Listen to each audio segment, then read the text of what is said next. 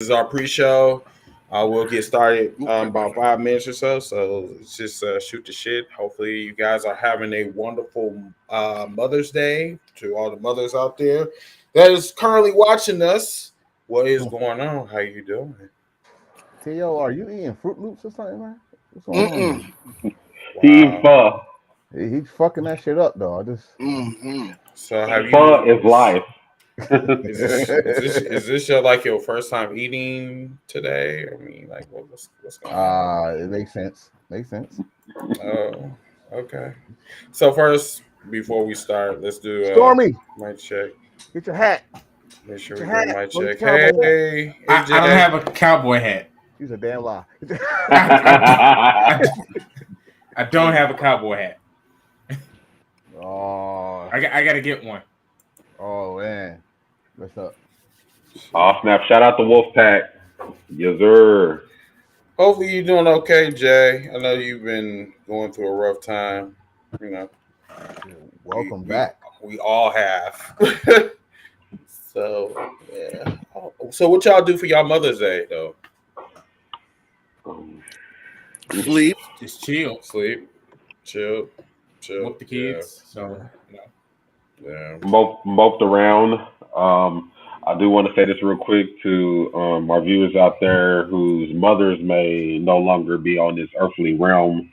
I know it's a hard day for y'all as well. Um, on this day, and just want to give a shout out to y'all as well. Um, so rest in peace to all the mothers who are no longer walking this earth. We love y'all too, and thank y'all for not only giving the gift of life to us, but also just being that guidance for us when you were here. So just wanted to say that real quick. No longer walking That was the nice way to say it. I'm gonna say the black way. Thank y'all for dealing with our black asses. for real. Matt Hardy got hacked. He got yeah. hacked? Yep. And then he Yeah, dude, that shit was funny. tell him That man tell him slid T.O. on. So it was a tweet. So he got hacked. And somebody tweeted Lil Durk and was like, "Why ain't slide on Vaughn? On King Vaughn?" Can you imagine being one of Dirk Yeah. homeboys? Like, hey bro, Matt Hardy talk about you. Wait, who's Matt Hardy? The Exactly. wrestler? Jeff brother? Yeah, bro, he talks you ain't slide. Nah, let me see that. Let me see that, bro. Nah, bro. That is fun. That is funny. Out of all the stuff to say, you get at Matt Hardy's Twitter, and that's what you did. Why didn't you slide off the phone? Hey, I'm Yeah? not gonna lie to you. That is something I would expect somebody to do if they got to Matt Hardy's Twitter, is to ask why why he didn't slide. I would expect that for some odd reason. I don't know. Niggas doing too much. They doing too much. Like Oh, for real. speaking of doing too much, if you watch basketball, John Morant did it again. He showed Yeah. another gun. Don't get me started on that, man. You play Another stupid gun. games, you win stupid prizes. I'm calling it. I think he's gonna be suspended for the year. Listen, man, you throwing your livelihood, what you worked hard for, away.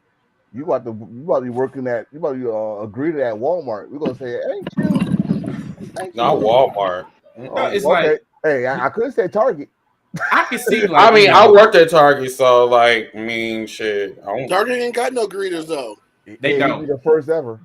The bad thing about John Morant is John Morant's whole life is Eminem's verse from 8 Mile, literally. And this dude messed his whole entire life up. It is.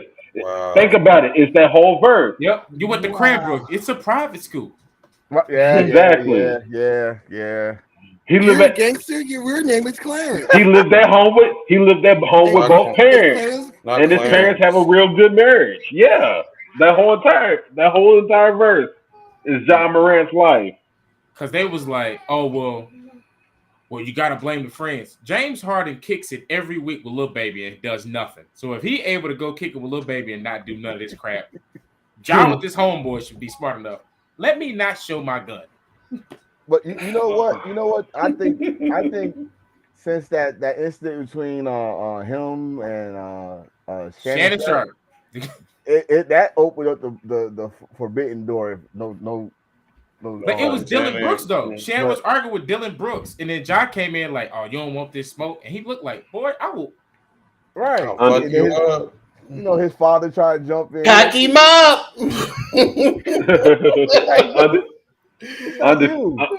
Undisputed is going to be funny tomorrow because he already going to be smoked.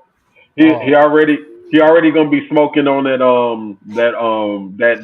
Warriors pack. That Black and Mild Hennessy. That's a Black and Mild Hennessy. I can't wait because here's why. All respect to Golden State. I'm glad what they do. But now y'all can really look and see. I've been saying it for years. This was the luckiest dynasty in sports history. I wouldn't say all that.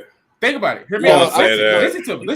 Nah, you can't say that. That's bullshit because like wait a minute. No, because they scratch and claw like everybody else. Golden State was like not even thought of. Right. You know what I'm saying? Until Mark Jackson, until Mark Williams got a hold of them, he basically paved the way for them. You know what I'm saying? Listen to me, Chris. Before you get upset, listen to me. I'm not upset. No, you ready? The first ring. Kevin Love, Kyrie hurt. They beat a Cleveland team. Right? The first ring. They beat a hurt team. Okay. Second time, they're about to lose. Who got hurt? Chris Paul got hurt, and Blake Griffin got hurt. And they went against all injured teams on their way to the finals. Right or wrong. Every time they played somebody got hurt.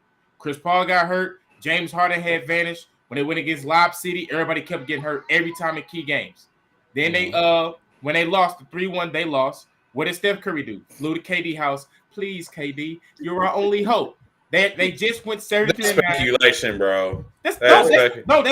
Draymond even said it. They called KD. Like, bro, you know you want to come hoop? Come on. Did you have to go Star Wars on that though for me? Like they did. Only hope. They did.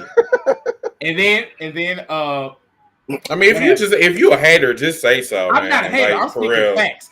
You are not speaking facts. Yeah. I mean, because the same thing LeBron James did. He went to Miami because he couldn't win in Cleveland. They didn't get him help. He committed. He created a super team, my nigga.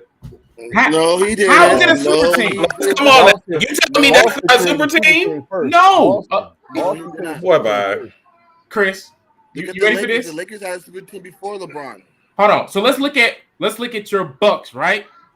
What about them? You had your star player, a co-star. It wasn't a super team, right? I didn't say it was right, but you had your big three, right? Okay, I just wanted to shut you down before you even said that. Okay. That's what Miami was, right? They had 2 All-Stars and a third guy, right? Because Milwaukee had 2 All-Stars, right? So how is that considered a super team, but Milwaukee not a super team? The exact same setup. Just want to wrestling show talking about basketball, ladies and gentlemen. No, explain. No, explain yourself. No. I'm not going to explain myself because we're getting ready to go live. And yes, background noise. Before we go live, hurry up. I only make one point. The Lakers had a super team before super teams were made. Remember, they had the Bulls were a super team. I wouldn't consider that super team still. Even though Karl Malone and Gary Payton was good, they were at the tail end of their careers. And they lost. Y'all doing too much. Okay, all right. Let's start. All right, y'all. Let's have a wonderful podcast and change. Yeah, let's get it. Be back.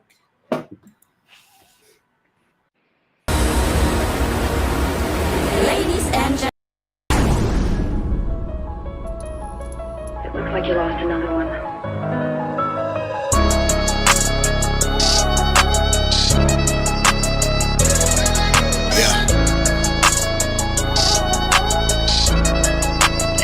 It's just the fact that I'm highly dedicated to the grind.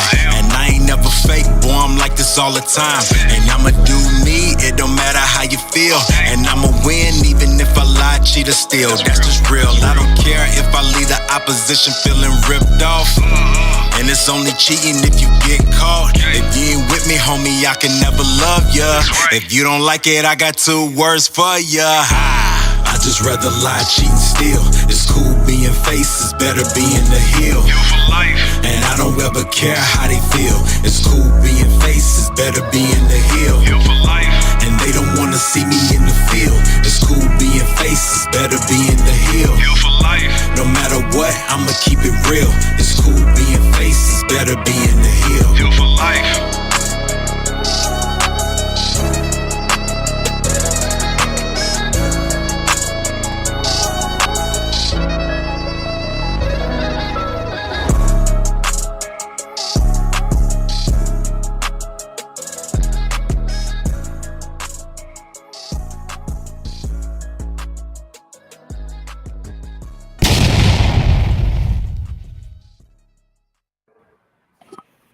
Welcome everyone to this special edition of #Heels for Life Wrestling Podcast, episode 215.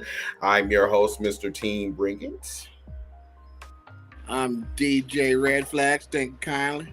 I'm the enforcer. Goldberg still eat corn the wrong way. Wow. I'm the real Garland. Jay Storm. Yeah. And first of all, before we go to anything, I want to bring up Reese. You trying to come at us, the ultimate tag team right here, the best tag team in the world. This ain't no fan club. This is it. We are professional wrestling. We are a professional wrestling podcast. So you, Reese, you find yourself a partner. Meet us anytime, anywhere. Don't matter what state. Ooh. Wait, where did that come from? Is there some undercover beef that I don't know about? No, it's a comment he just put down there.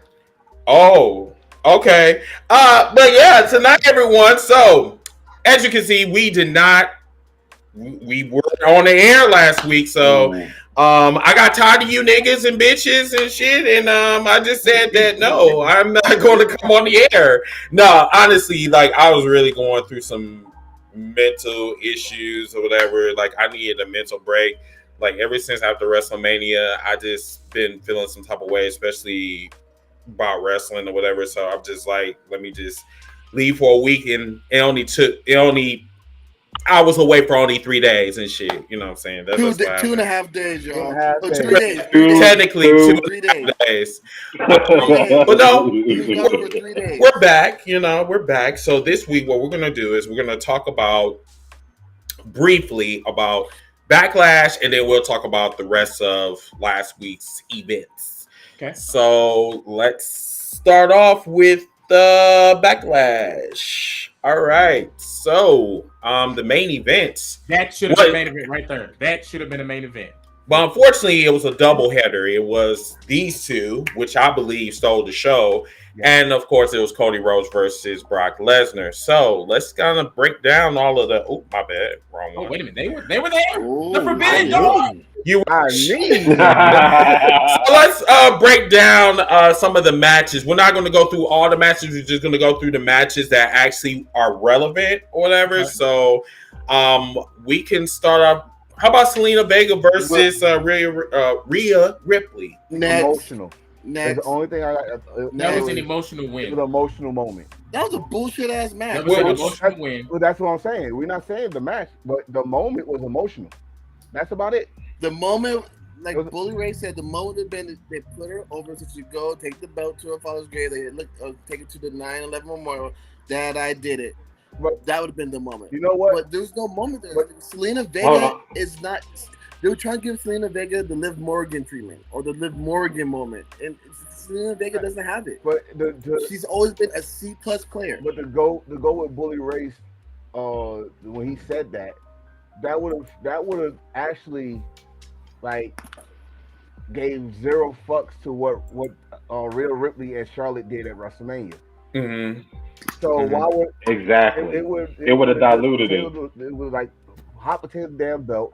After that, still on that stolen show stealing moment match that Charlotte and Rhea had, and like I said, the match wasn't great, but the emotional moment of that crowd giving her that moment and the end, because she got a standing ovation. Because let's keep real. Rhea Ripley was gonna get that pin on her. Y'all know what pin I'm talking about.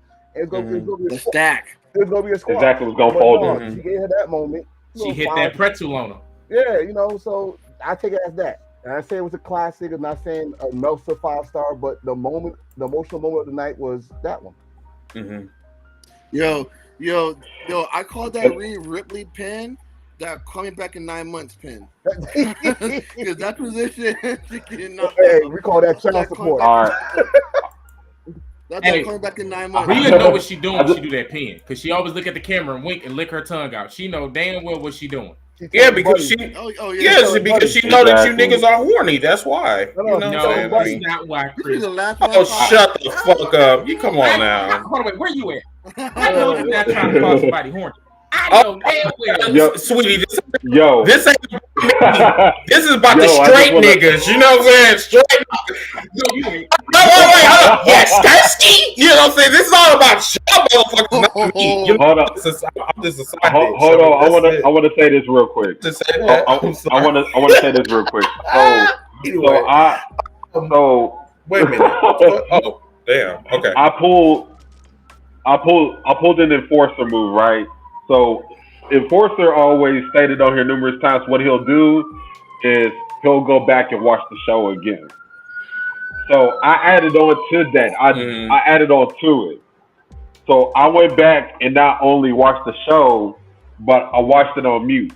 And I bet you wonder why I watched it on mute. I watched it on mute because I wanted to take away the crowd factor, and I wanted to see if this was actually a good show. Not factoring in the crowd or anything like that. The crowd easily added maybe 3 or 4 stars. If we were rating it out of a 10, the crowd added maybe like 4 onto that. To be honest with you. And that's just being honest looking at the card. Boring. That the crowd added added about 4 stars to an otherwise underwhelming card. Let's be real about it. That's just being honest. That's just being honest about it. Her entrance reminded me of, y'all remember, was it Dark Knight when he jumped down from the terrible the car garage? Right. He dropped down. You saying Zelina Vega was out there like Batman? A colorful Batman. Yeah. No.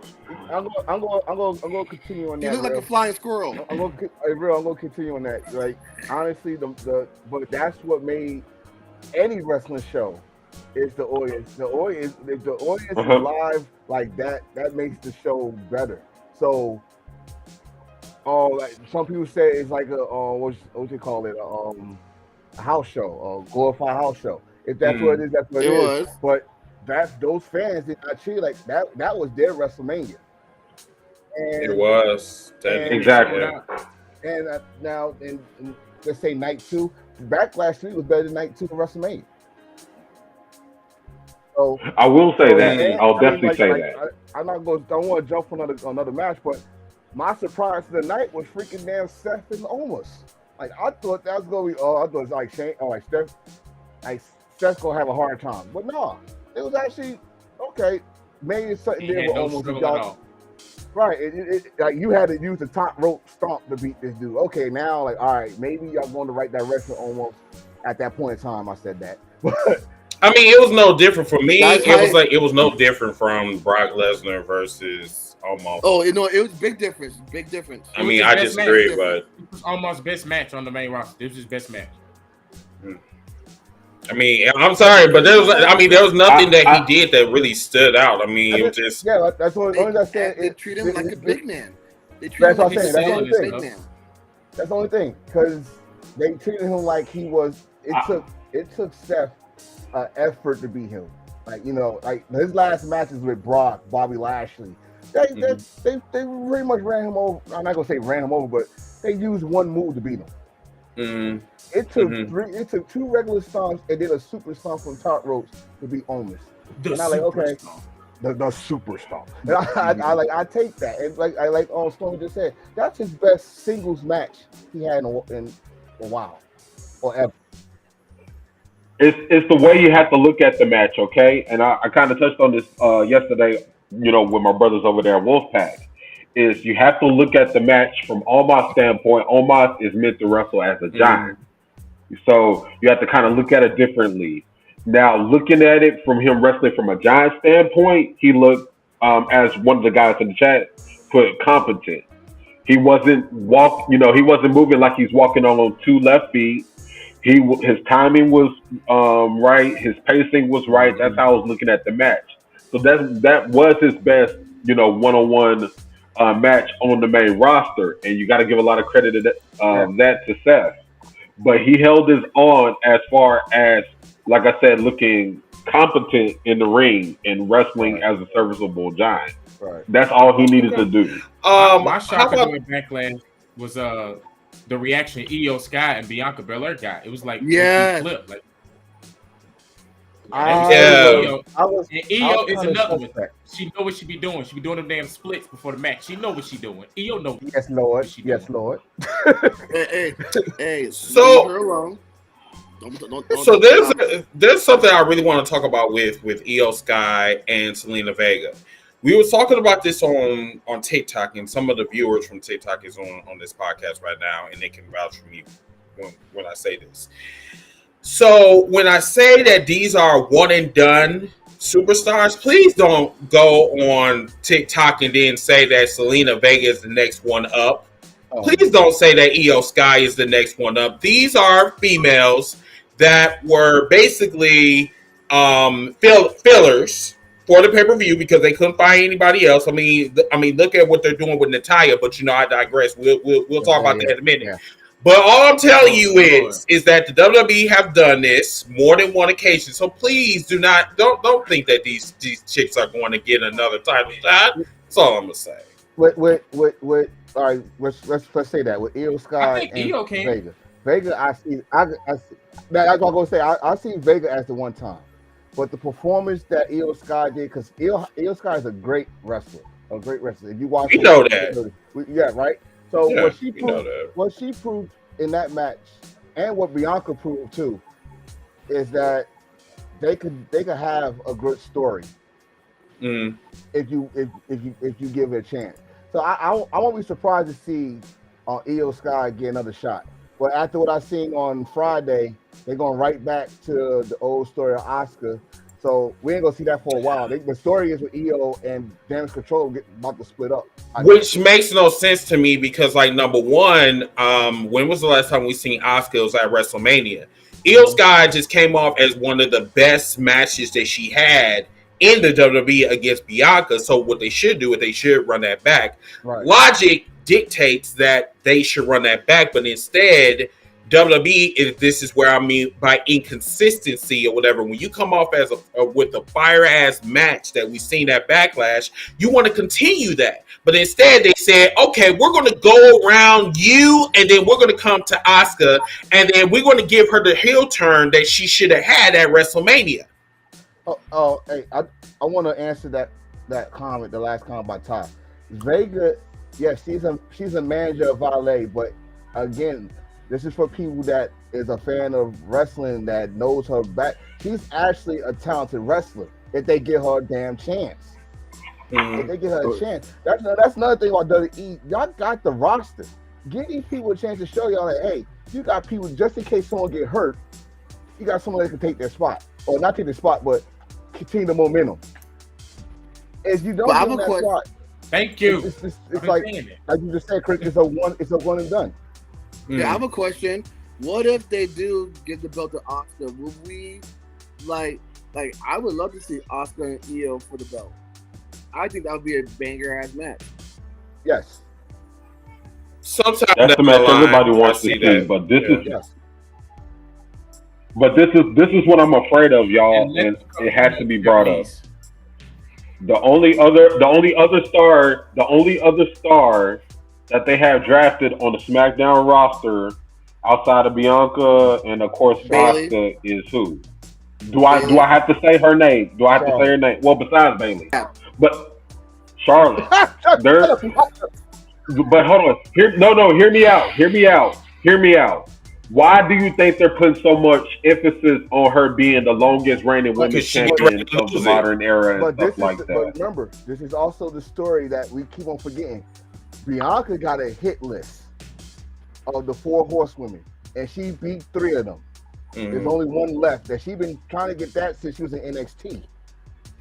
So that's the match. That's the match they're trying to get. She's SummerSlam probably. I agree with you, but guess what's going to happen? Bianca's going to get the win, but she's going to get it back after Charlotte gets the win first. Shout out to Skrilla. Matter of fact, just a little bit about Skrilla. Skrilla actually beat one half of Beer Money this past Sunday or this past Saturday. Yeah, congrats, Skrilla. Congrats. I had to watch the match on YouTube, by the way. You did a fucking good job, bro. Cowboy James Storm. Yep. Shout out to our boy. Yep. And then continue what you were saying now. Real. But the thing is, yeah, I understand she's on break and all that, but when she comes back, she instantly wins titles. That's what happened last year. Right. That's what She came back. That's the same no shit. story was. That is the same shit. The WWE She came back with their narratives. The narrative is they want to get her to 16th right time world champion. But the last time she did it, She literally came back and said, "I want that," and she got. That's what she literally did. White privilege. But we actually was happy she did it because we was kind of sick of Ronda with the damn title. So we was kind of happy that she took the belt off of Ronda. But then we came back to reality because when you took the belt off of Ronda, y'all didn't have nothing for Charlotte. Y'all just took it off of Ronda. Y'all ain't had nothing for her at all. So, trash. So you know what they should do though? If Charlotte comes back to go against. I was just gonna say if they do that, for her to face Belair, that's just pretty much put Buster's seat for SummerSlam because she bitched and complained about WrestleMania that she's supposed to be in the main event. After that, what up, Savage? After that,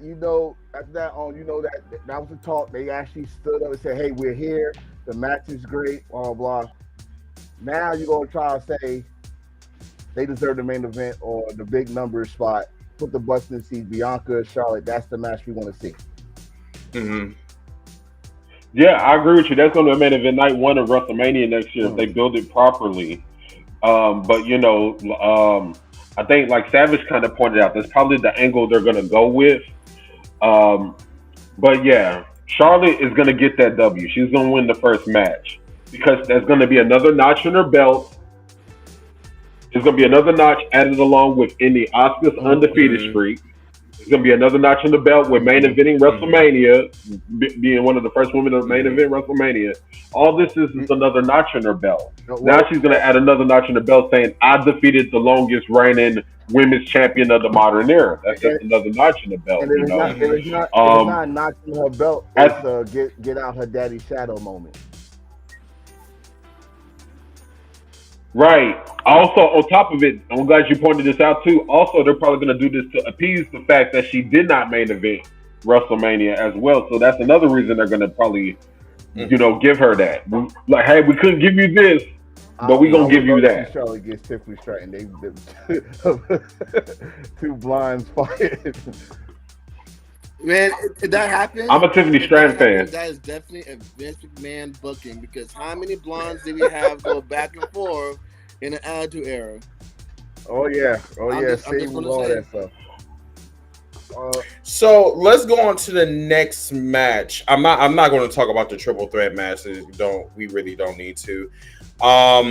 The Bloodline storyline, I want to kind of touch up on that real quick. So I guess this is another layer of the Bloodline that, we need to talk about. Like, where does Solo stand in all of this? And at Backlash, it was a little bit of conflict between the Usos and Solo. So what you guys think about that? I'm surprised they didn't pull the trigger. I thought. Do y'all know? Do they have any older brothers? Does anybody have any older brothers? The Usos is the older brother. No, because everybody here have any older brothers. So yeah. So what it was like as being like the younger brother and getting picked up by your older brothers, and you finally get tired of it and you want to just break the jaw. That's what Solo's feeling right now. But if Jay's not the one to defeat Roman, it's probably gonna be Solo. But why? Solo didn't even start the story. Doesn't matter. I would do it with Jay. It should begin and end with Jay. Well, honestly, if you watch this week on SmackDown, remember that T-shirt that we was busted. I'm nobody's bitch, Jimmy. Jimmy. That's what I kept ranting about. That. Right. He became somebody's bitch that day. For real. And who saved his ass? Jay. So like we've been milking this cow too about Jay started it, why Jay can't end it. All right. But also you got to remember too, another interesting thing is that, and I think somebody pointed out, it was mostly Jay and Solo that was into it with each other during that match. And I'm gonna tell you why it was mostly those two. It makes all the sense in the world. Solo is the new right hand man. Jay was the previous right hand man. I think Jay, Jay is feeling some sort of way because whether they should have listened to Sammy. That's what the story is. The story is that Sammy tried to warn you. He told you all of this was going to happen. He told you, hey, look, if y'all don't win these belts back, Roman's gonna slowly push y'all out the way because y'all did that. And then when they dedicated the match, to him, the tag team championship match, he was like, bro, you even dedicated the match to him. He was like, what's gonna happen when you lose and you put this man's name to it? And everything he's saying is coming to fruition. When they gonna pull the damn trigger? We probably 43. Something else is gonna happen. They probably won't do it until like next year, man. WrestleMania 43. The thing is with me is, damn. The thing is with me, I think that everybody keep on saying that Roman and Solo might win the belts. It's a good chance. I'm thinking this way to keep. If you want to make this story keep on going and have me interested, you gotta have the Usos cost them that match. Some way, somehow to make it. You talking about night champions? Yeah, to make this make sense of why they didn't win. Yeah. Because can they travel that far?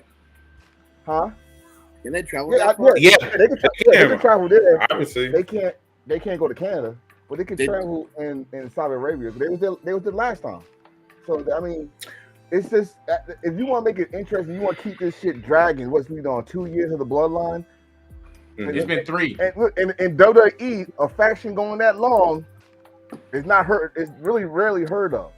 So this is the longest reigning faction I've seen in my life. Exactly. I mean, they broke up everybody. DX, the Shield, Nation Domination. But see, this is how factions in WWE.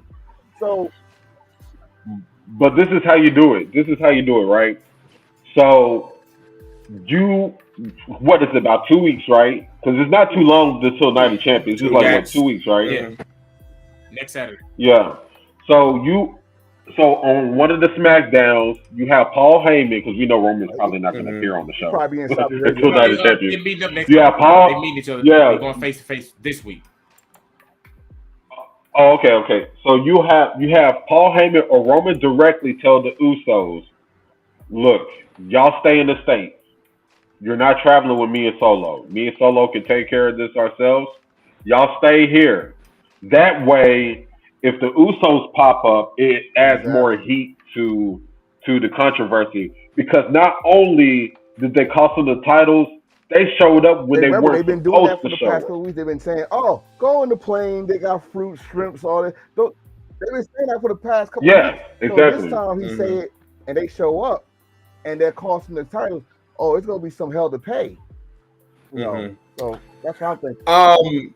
So what? Okay, so let's see, because we got to get through Backlash or whatever, so we can get to one more Raw match. and SmackDown. We have one more match. Oh yeah, let's talk. So D match. we don't have to talk about Bad Bunny and Damian Priest. We don't have to talk about that. Let's talk about this Cody Rhodes and Brock Lesnar feud. What do you guys think about that? I mean, do you think it's relevant? I'm happy. So the feud started. I'm happy that they did the color the old-fashioned way, no blade. Brock is a G for that. You gotta give Brock some credit. He took that little bump hard way. They said we didn't know he was gonna bleed that much. We didn't know it was gonna be that much. Yeah. Brock, we said a drop. What's going on?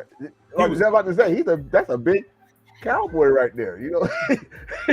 Indeed. But what I'm gonna say about this match, I was surprised it was a clean victory. That's all I was surprised about. It was he pinned him. I know all the years we've seen Brock do the Kimura lot, no one ever thought about leaning forward and holding him down while he had it. They'd rather get their arm broke. But the fun part about it is that they're continuing it. I thought it was gonna be one and done. I thought Brock was gonna go home and come back around SummerSlam or something like that. They gonna continue. Brock was pissed. Oh, Brock! He said, "Look at my face." But remember, y'all, I called this in the group chat. When they announced the bracket. I called it in the group chat before the show even came on air. I called it. I called it word for word. I didn't know how he was going to put it. I called it word for word what was going to happen. I called word for word what's going to happen. I said in this triple threat match, Brock is going to cost Cody. I think So- Stormy. I think you said it was So going to I happen. in the finals. You thought it was I gonna guess happen we're in the finals, talking though. about Raw now. Yeah. Because, So we just jumped into Raw. no, but we, No. Oh no, my bad. No, I'm about to double back to Backlash though. To me, I just hate that they're squeezing another match out of it. I'm not looking forward to it. You know why? you know why they putting this me, shit. the Soggy Brock Vince. got I his- want to see Brock Lesnar. Brock got to get his victory back. I want to see Brock Lesnar as Night of Champions. And two, this is called Nights of Champions. So they was not sure they was going to bring Sammy and Kevin Owens over. They had to have a match to fill in that spot. So That's true. So now what? Brock will get his victory back. Oh, now they still need it because technically the big champion not defending his belt and not a champion. Well, So we'll talk about that on SmackDown, the SmackDown part. So let's talk about Raw since we're talking about Raw. Let's get into it. So Cody Rhodes, he started off the night saying that he's going to set his sights on the World Heavyweight Championship and Night of Champions. So, and then. Hold on one second. Let me see. This was actually the first match. Yeah. This was the first match, right? I want to say something about that though, because Cody came out talking about the tournament, and then you went in a Seth's match. Why the hell did Cody come out? I don't know. They should have done Cody match. I don't know. It was you guys ready to see me? You ever? Hold on. Let me ask an even more important question. When Cody came out there talking about I got his sights set on the WWE World Heavyweight title. Let's say hypothetically he would have went and won the whole tournament. Is that him finishing the story? No, hell no. We all watch the MCU. So y'all gonna know exactly what I'm gonna say. He took a little multiverse approach and made a bridge in the timeline. All they did was fed a child some broccoli. Because that's all they did with Cody Rhodes. Like, here, go out there, you put them in our face and get us all vegetables. We didn't want that shit. We wanted the first match. They was in the back like, is Cody going first? No, it's Seth. So why is Cody? I don't get it. Just do it. But all jokes aside, him coming out there, this is the issue that I have here. You're gonna oversaturate Cody. You have him come out there literally like y'all all pointed out. For no reason, and his match wasn't even the first match. You just had Cody. Well, that's what Jaquez just said. Like, originally, Cody was supposed to be in the triple threat first, but then Vince changed it at the last minute. And this is where I mean about Vince. Why the fuck Vince is out there? You are not part of creative. Why the fuck you put your hands in the fucking cookie jar? So I heard that in the back, as Triple H is working, there's an open Zoom call, and Vince is there on call. He's not there in person. He's on the Zoom call. That's even worse. But you know what, though? I like that. This is what I like because it go come to what I want him to do. Hey, Antoine. Everybody that lost the tournament, let's call it what it is. They gonna be in the Money in the Bank match. All right. Cody, I said this. I'm gonna say it again. Cody, the story that Cody had last year. It's gonna happen this year. He's supposed to win Money in the Bank, but I'd rather him cash it in heelish, like a heel way, because if you do it that way, by any means necessary, you gotta finish that story. It's the old Stone Cold way. I need to win the WWF title. I got to. And he did the most stupid thing, shook Vince McMahon's hand, and he became heel because he beat The Rock. Cody, if you go finish the story and make it interesting. You win it in the most heelish way possible. Passionate most heelish way possible. Because you don't do that, that's like Real said, you go oversaturate him, you go throw it in our face, and just like Roman and the John Cena of the day, we freaking disliked it and we looked for somebody else. So this is what I'm gonna do. I think what we're gonna do is we're gonna just talk about the triple threat matches as a whole. Okay. So then that way we can get rid of all of that, and then we can talk about the other shit that's remaining. So the triple threat matches, there were two of them, and both of them were off the fucking chain. Yeah. I love both of them. Seth winning it all, wasn't surprised, but I just think I think it was Nakamura and Damian Priest. they were hitting hard. Damian Priest should have Hit took the pin. shots. Damian Priest should have took the pin Yeah. because And he also was playing off that injury that he sustained on at Backlash. Shinsuke just getting back, and then he takes an L, and now he's in a feud with the Miz. So it's like you killed that damn Miz Vortex. But at the same time, though, you can't have Damian take another L after losing to a celebrity either. You can't kind of hurt yourself. It would make sense though for the injured guy to take the pin, because he was hopping on one leg the whole match. Right. But at the same time, they presented him as the main eventer now, because this is not once but twice he made Bad Bunny or helped Bad Bunny look fucking outstanding. That match between them two at Backlash, that was phenomenal. They are about to reward him and get him in those main matches now. So hear me out. Now back to what Chris said though. Them hitting hard, you gotta remember Nakamura is the king of strong style. And they go back. That's right. I want to say Priest when he was punishing Martinez. He's always been a striker. He's been hitting her like that. Shit wakes a guy up that works like that. Wakes him up I think they said. And they're close. So who else hit you harder than your friend, than your best friend? So, but like you just said, we all knew Seth was gonna win that, but the right choice is just that I know the debate is who should have took the L. I'm gonna agree with Real on that one because. Now speaking of the Judgment Day, so I just want to just kind of bring this I want to bring this to y'all attention. So Finn being kicked out of Judgment Day, why they all lose? If it's because he lost, they're all losers. That's the case. They should have kicked him out last year. I did hear that they're gonna replace him with his protege JD McGunnell, but it's evil twin. But then that's what then other people said that no, when they kick Finn out, they gonna team up. They gonna get shit. I heard this rumor too, but the question is why? For me, if Triple H, if you somehow hear this, you already took my other ideas. If you hear this one, you let either Finn, hey Marie, you let one of Judgment Day win that battle royal tomorrow, and you get Imperium versus Judgment Day. That's your next big feud right there. That shall carry it over into Survivor Series because to me the match of Survivor Series, if you book it, that far in advance. It should be Judgment Day versus the LWO. The LWO. I'm so sick of Ray in the Judgment Day. it's turning to another. I'm tired of Ray altogether. I am. But I've been tired of Ray. That's why. But I agree with. But this is where I agree with Stormy. You put something in between then. You put something in between then. You're marrying the same philosophy you did last year with Edge versus Judgment Day. You last that shit all year. I hate to say it. I'm a big Ray fan. I love Ray from '96, but god damn it, man, you're in the Hall of Fame. It's time to go home. It's time to go home. Come on, man. Listen, your wife been waiting too damn long. The kids are grown. Y'all got the house to yourself. It's time to go home.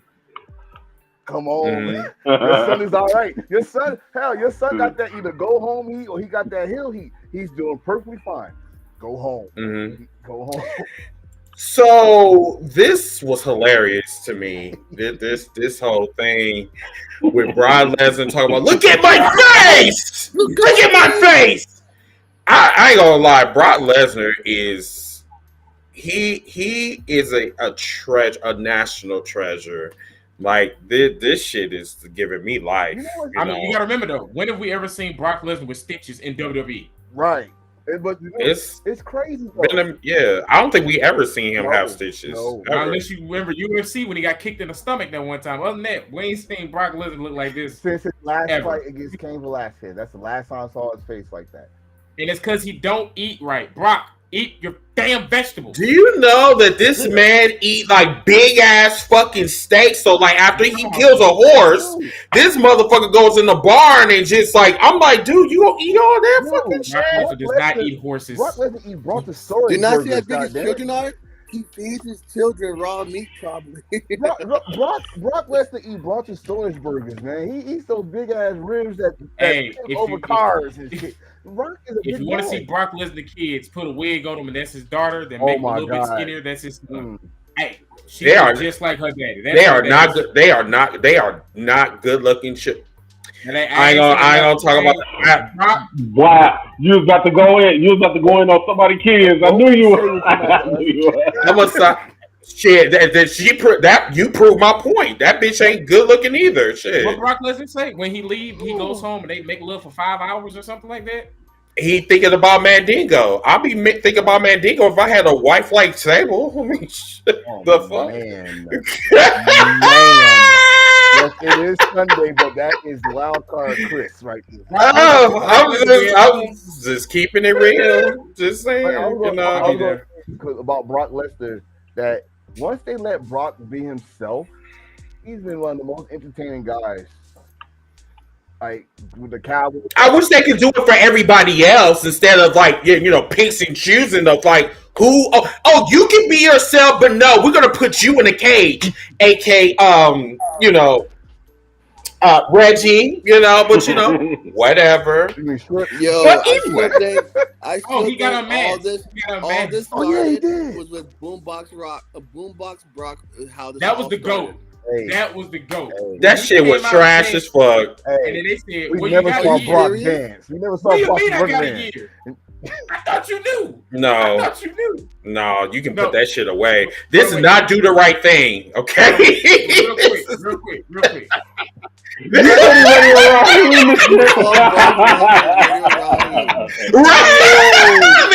You might as well call him that shit. At least someone had to bring it up. Shit, they had to again taking another black fucking gimmick and they making it your own. Talking about, oh yeah, that's really cool. Oh, did I see that for 1990, motherfucker? Shit, Hold on, got me real slobbering. Slobber knocking on If you didn't watch NXT, Rips got unmasked. He was Reggie. No. And they on commentary like, oh my God, I wonder who this is. And the whole building is chanting Reggie's name. So Booker T was like, oh, so you didn't know who that was. So he flipped it on the other guy like, oh, so you didn't know? He's like, no, I don't know who that is, Book. I don't know who that is. Right. It was funny. Funny And the as whole hell. crowd, Reggie. And I'm like, that.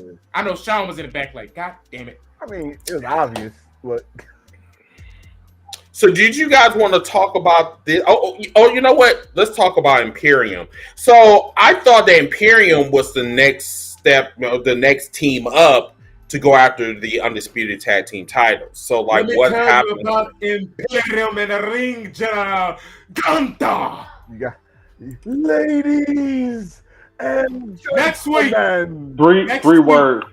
When Gunther comes Hold. to bring prestige I can answer back that to question. Monday Night Raw, you all will bow Wow. to the ring, General Gunther. Why you? I don't know what the fuck he said. Maybe he was talking to Klingon, but Why you say like Did he's y'all Booker? Yeah, but did y'all see how Kevin Owens was in the back was like, what is this? Right. Kevin's like how? Kevin was like, what is it? Like, Kevin is a savage, man. Kevin's like how? He goes, so does everybody get henchmen now? I want henchmen. Can we get He's henchmen? like, how? He's like, hey, we got a finger in our face. How we go? It's a finger in our face. We can't talk with a finger in our face. But I think they are next, though. This match got to happen at Night of Champions, I guess. I don't know. No, it's not. But we'll talk about that on SmackDown. So let's go to the next one real quick. The ring general. Now, what did you guys think about Zoe Stark versus Nikki Cross? He has the best women's finisher in She wrestling. do, but the match. And I actually used that in WWE 2K23. I was trying to figure out who finished her with The that. match. was. The match. I'm sorry, but I still love crazy ass Nikki Cross. Like, Fuck that bitch. But, all right. dude, she's No, running a no, 440. no. She's running a 440 down the ramp. Chris, why so hard? No, Because I'm just like, Why so hard? let me bring. Why? No. Run your ass back to fucking catering, okay, bitch? Like, for real. Here's what happened. So Nikki Hold on, let me say this about Zoe Stark. This is gonna sound fucked up. Zoe Stark is probably the oldest 20-something-year-old I ever Was seen she in my 20? life. But she can wrestle her ass off. She's young. She's 20. You didn't know? I thought she was. Like, Listen, I thought she was like in her 20. 40s. I mean, maybe it's her face. She's 20. She's 20 something. Number 20 something? Because goddamn it, she looks 40. She looks 40. She need to really put. She really needs to put down the highlight beers. Like, put them down. She's what? She how old? She how old, Stormy? She looks too old to be in her. She looks too goddamn old. She got that great face. See, I'm not gonna lie. The reason I made that comment because I knew that when I said that comment, Chris was. I looked at her because I'm like, this bitch old as fuck. They talking about she only 29. I'm like, what? I said, girl, you need to put down them alcohol beverages because, girl, it's not doing your face. It's just.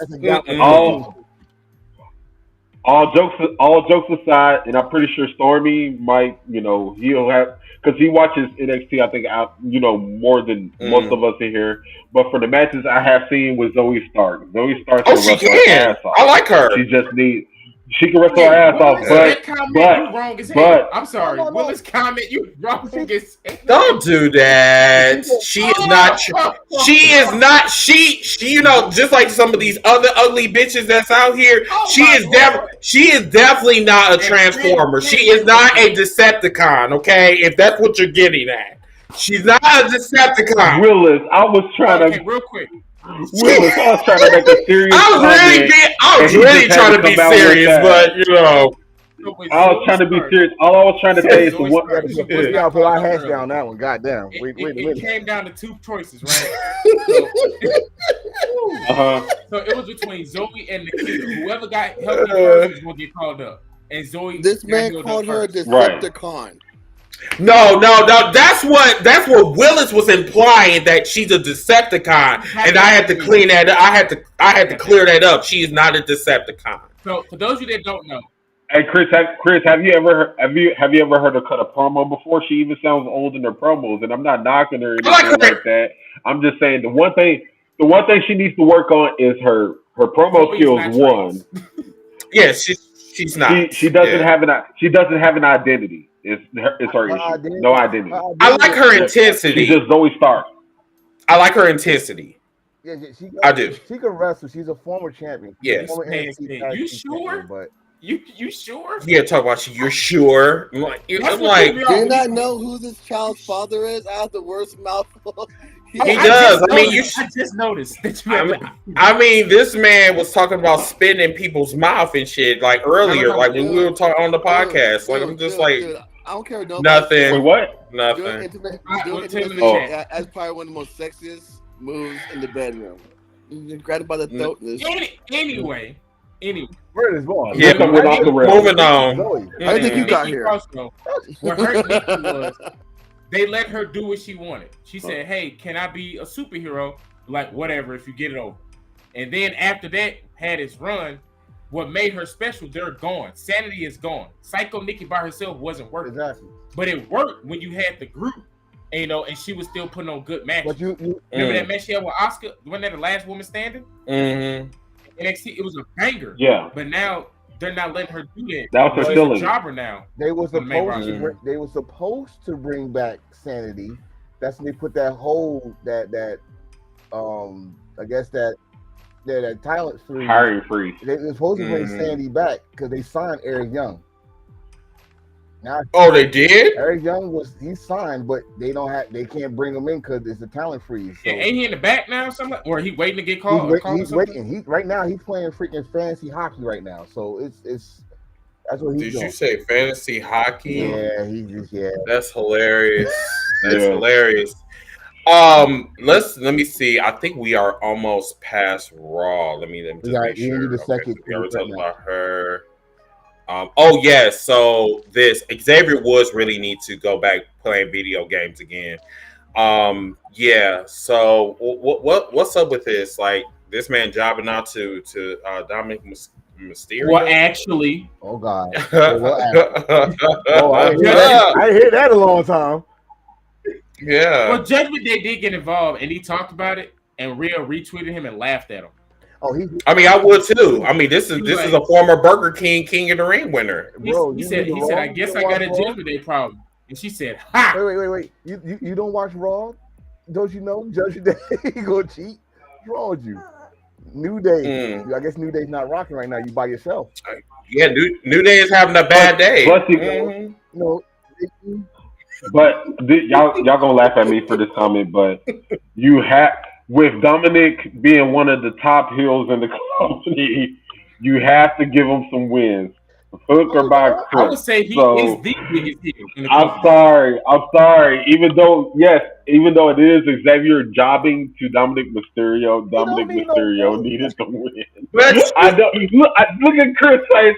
I hate trust me, I hate saying this, bro. But he's one of the hottest heels. But the thing is that Xavier Woods is chasing after his freedoms. He's chasing after respect, and I'm sorry, you're not gonna get any respect when you sit there playing video games and then 5 seconds later you win a fucking King of the Ring and no one fucking gives a fuck, and then they stomp on your shit, and then now you want to be treated as a threat. My nigga, no. I say I treat you as a Pokemon trainer.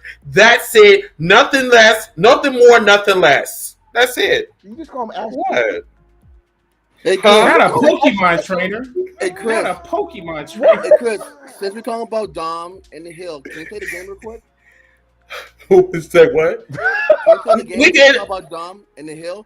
Nigga, we're in the middle of our agenda. I'm gonna make that the very last. He says, like Xavier Woods, you want to play games. Yeah, I'm gonna make it very, very last. Yeah. That's what I'm like trying to. Do you think though? So Xavier Woods wants the IC title, right? Excuse me. Well, Xavier Woods wants the IC title. Like, I'm serious. He wants a single title. He did have a good match with Gunther before they left. He did. And then now they back on the same show. Remember, he's the only one in New Day who hasn't had a single title with all them been together. So now, like, this is his way of like, hey, I could fight for titles. Maybe he gonna try to run it back with Gunther, because Gunther looked at New Day and said, "Y'all are a fucking disgrace to this." They are. You remember that? It was if y'all don't remember, New Day ran into Gunther. He was in the back, and they said, "Oh yeah, this one choke." He said, "Y'all are a fucking joke." And got up and walked off. I remember. Because they was like, "Oh, what's up?" He said, "I'm not gonna waste my time. I don't even deserve my chop." Hell in my face. He being by disqualification. I need you to sit the fuck down. Really. Seth did too, and you give Seth credit. Don't do that. No, I didn't get. Excuse me. Oh, okay. Yeah. I thought you did. Yeah. Sit down. Yes. Before you try to come for me, get your receipts first, because I know you like to jump ahead. You understand me? I see. Yes, I see you. Mm-hmm. I hope y'all ready though. Imperium about to run Raw. That's the best. Gunther. That's a stretch, but I love Gunther. But I mean, you're right. There's no one there. Every time somebody says right. Well, who else? Name me one person. He gonna have that. Ain't nobody there. Had the title for a while, for a long. Shit. Reverend Rhodes. Man, fuck him. He ain't ready for Gunther. He ain't ready for Gunther. Yeah, I mean, man, please. He got his titty like caved in. You know what I'm saying? So, let's talk about SmackDown real quick. So, everybody wore blue. That's what I got of that first triple threat match. Everybody wore blue. All their gear match. You're right. All their gear match. So what happened with Edge? Like, what was up with that spear? That was the only thing. I think me and Stormy talked about that. The timing was so off. No, but this one threw me off, right? Let's say if the other place had that. Oh, they're botching. Oh, watch. We just saw it on SmackDown. Well, Edge is 50. You just gotta be. Edge is 50. It's a botch. It's on botch. It's a botch. Oh, I bet. Shout out Michael Cole. Oh, he I don't think he got all that spear. And Corey Graves goes, I don't know what that was. Exactly. That's the first time I'm gonna have to agree. All right, Corey, you my man right now, because I know they was cursing him out in the headset. But see, Edge kind of seemed a little off in that match, and I mean, it could be that, but it was a botch nonetheless. If I think he got.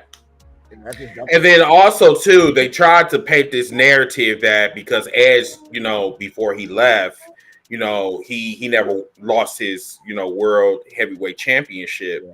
And I thought that he was in the front running of actually winning that the title, but they were just like, nah, nigga, you too goddamn old. I'm like, you know who made this call?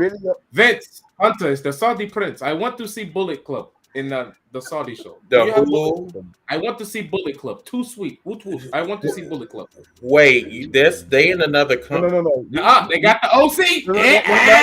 No. Once again, this is they 10 years behind. This is not Bullet Club purple. Okay, this is. I want to go too sweet. You know, Saudi Arabia is like 10 years behind. So. Yeah, they really behind the. Yeah, they really behind the times. Yeah. And Roddy Piper. Right, you know, they want motherfuckers out the grave. They're like, hey, you know. So, I want the Wild Samoans. I want to see the Wild Samoans. Yes, they're dead, my nigga. They're trying no, they still alive. No, they are. Oh, Roman's dead. Damn. No, hold on. No, time the fuck out. Did you say damn near? I mean, rest in peace. I mean, shit. They got 1 foot in. They got 1 foot in and 1 foot out. I mean, shit. Tribal Chief coming after hashtag Heels for Life. Yeah, he did. No, he said he wanted Yokozuna. That was his hands right there. No, they did ask for Yokozuna though. The first year. Yeah. Who we want? Yokozuna. That's right. All that money, you tell me you can't use Google? Whatever. Anyway, moving on. So yeah, the triple threat matches on SmackDown, bangers, loved it. Especially, I thought Bobby Lashley was actually going to win, but they gave clean.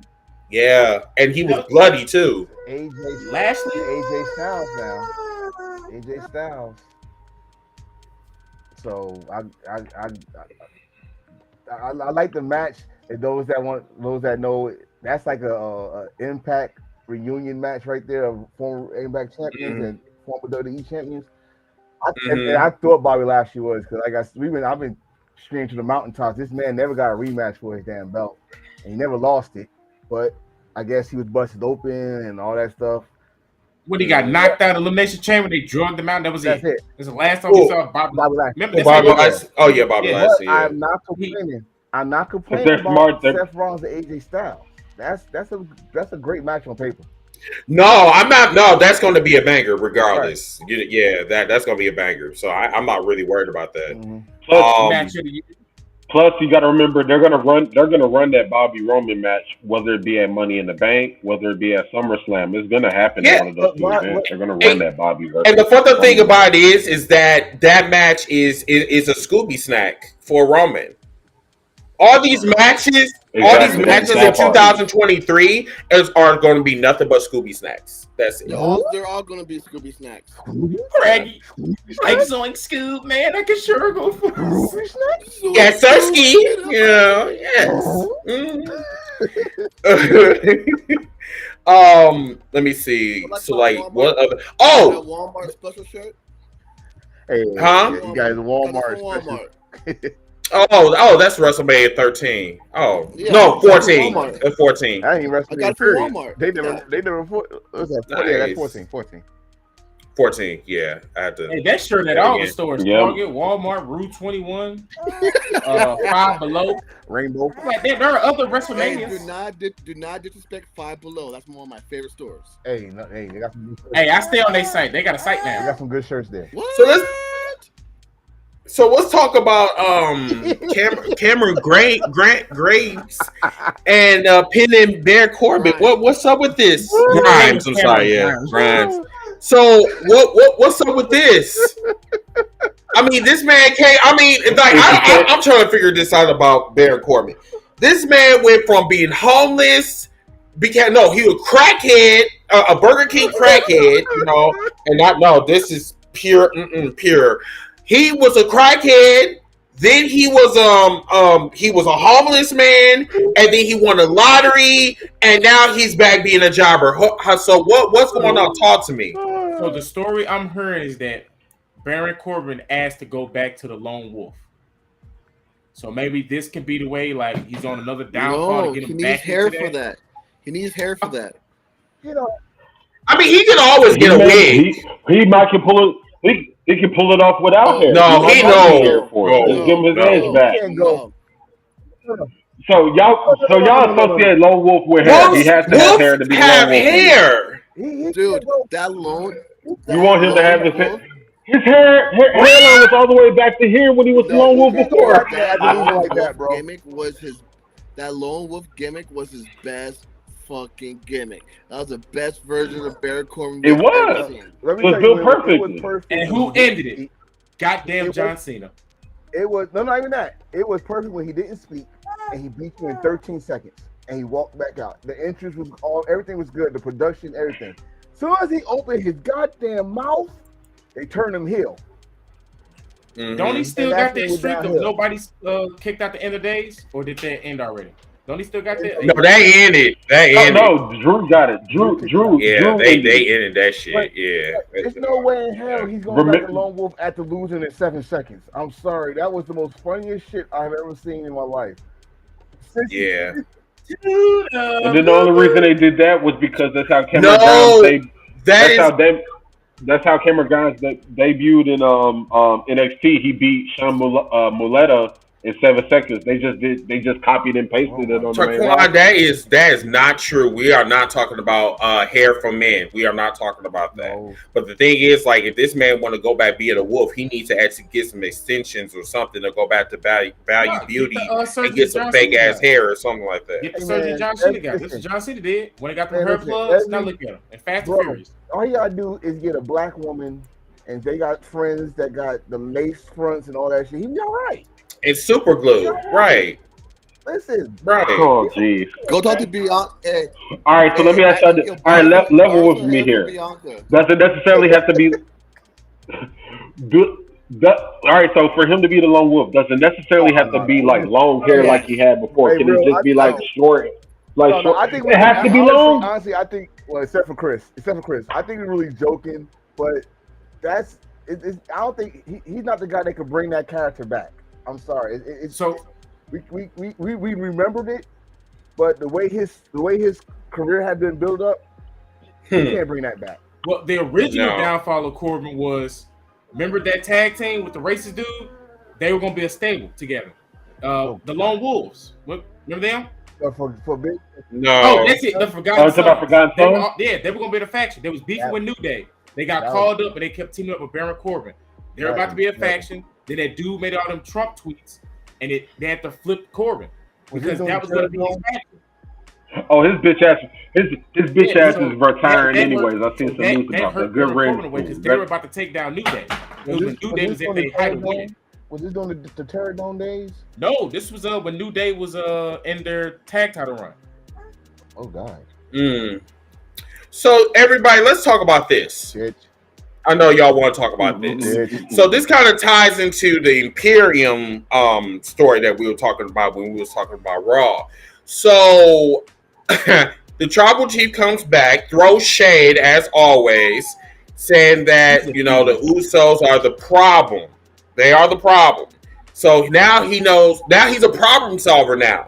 So it's going to be Roman and Solo going against the tag team champions, which is Kevin Owens and Sami Zayn. What do you guys think about this? Well, all the tag teams in that company are all losers.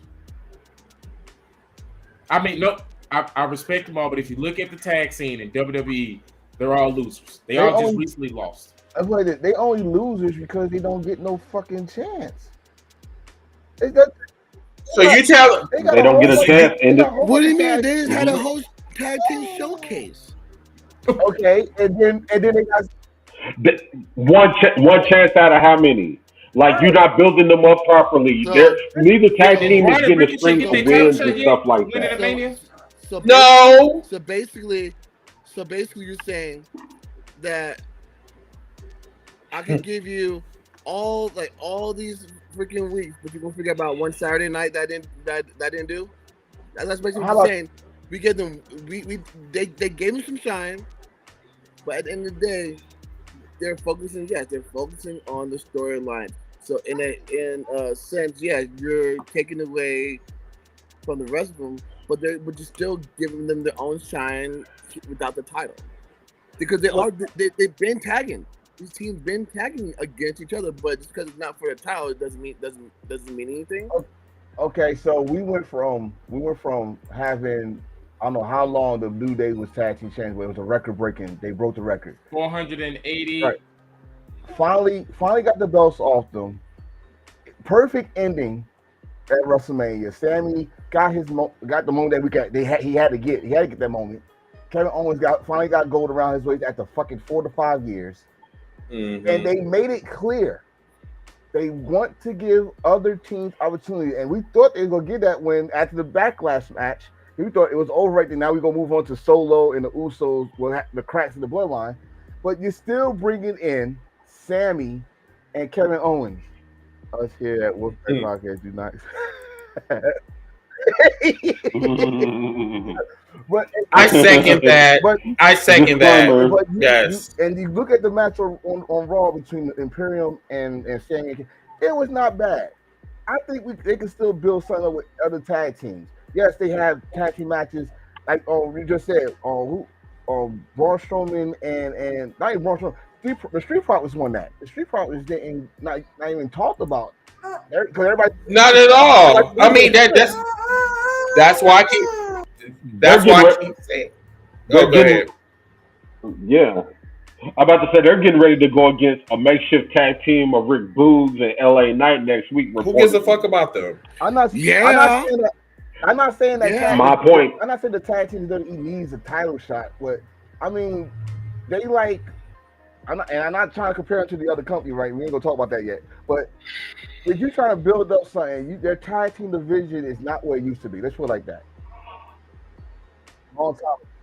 I just want some string of important wins. Is what I mean by it. I want the real. I'm not saying that they have to be focused literally around them, but a string of key wins. But here's the thing.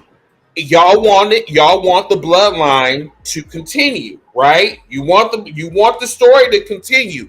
I'm going to keep preaching this on here. The longer the bloodline story goes, the longer it's going to hurt that company in the long run. Because it's hurting them now. You've been saying it don't make no motherfucking sense that you got all these fucking tag teams that you've been building up. You even had a showcase like Terrell just said. But then shut the fuck up. Shut up. Everybody know you. Time out. I'm gonna say you're not gonna Roman Reigns me right now. I ain't motherfucking Jimmy Uso. You ain't gonna fucking mush me in my motherfucking face. That's what you're not gonna do. Hold on. We sorry, Oos.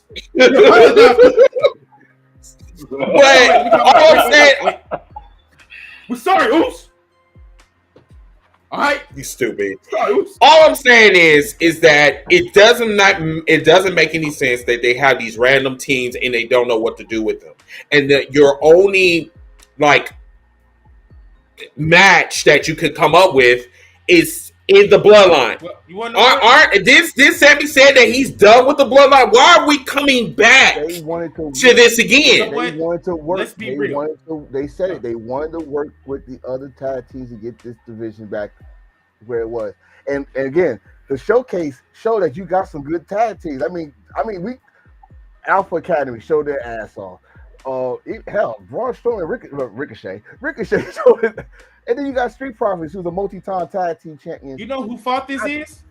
We keep skipping on the main person who fought this is. This is all Rick Boo's fault because he tore his quads in that tag title match. Because Shinsuke and Rick Boo's were going to beat the Usos at Mania. But Rick Boo's tore his quad. All this crap happened after he tore his quad. But I have a question. When we're not complaining, when we're not complaining for the WWE, there's no tag team there. There's no tag team. Now we got tag teams there. Now we're complaining that they're not getting no shine. Make up your goddamn minds. I mean, they're not. They're not. I mean, yeah, you're right. They had the WrestleMania showcase, and they said, "Hey, this is a number one contender match." And who won the showcase?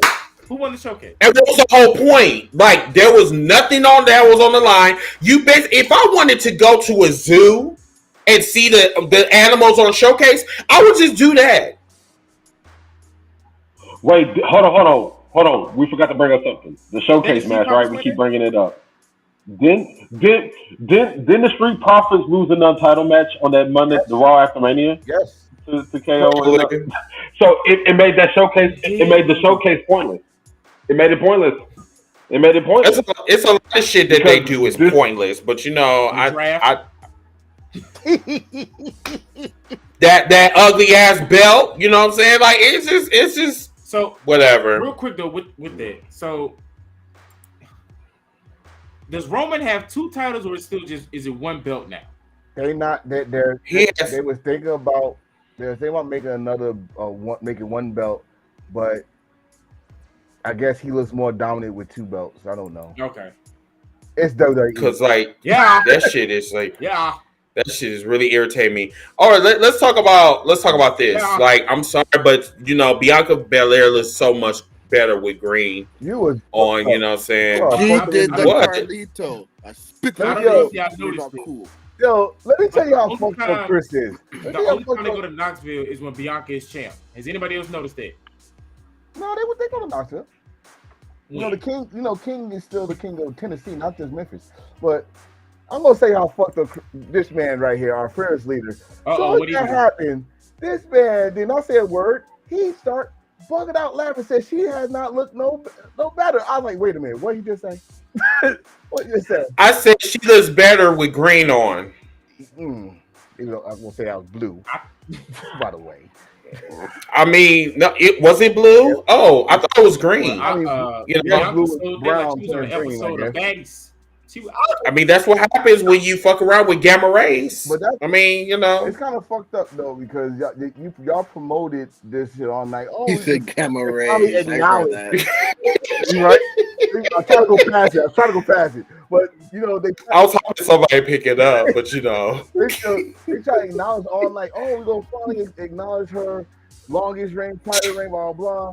She get there, smack her ass, hugging the family, and then as soon as you about to say something, Oscar come out, and you could tell something was in Oscar mouth because she's, you know how you hold water and you don't want to laugh. Yeah, right. Going around and I'm just like, girl, just spit it out for real. No, hey, spit it out. Wait a minute. See, I don't know about y'all. That's because you're like spitting in their mouth, you know what I'm saying? So you know what? Spitters are quitters sometimes. You know what I'm saying? I mean, you gotta have some room to talk. You know what I'm saying? You can't have all type of fluids in your mouth. Welcome to the Hills of Life podcast. Oscar can Dore Omegato on me anytime she wants. I don't hey. Ski. I be like Goku. Ski. Yes, sir. Hey, y'all know this is not a PG show. Hey, but no, this is not TikTok. No. Oscar gets it done this time now? Thank you, Jesus. Yes. You think Oscar gets it done this time? More than likely, because they've been, Bianca Belair, she got all of her shine in or whatever. I think what they're gonna do is now night champion, she's gonna lose the title. Thank God. I think they should change the title's name now. They should make it the World Something Women's Title and the other title, because Rhea is SmackDown. Because Rhea the SmackDown champ on Raw, and then Bianca's Raw on SmackDown. Just give them real names now. And they have yet to acknowledge whether they're gonna swap the titles or what. They haven't acknowledged that at all. Shit to Becky. You're not gonna have.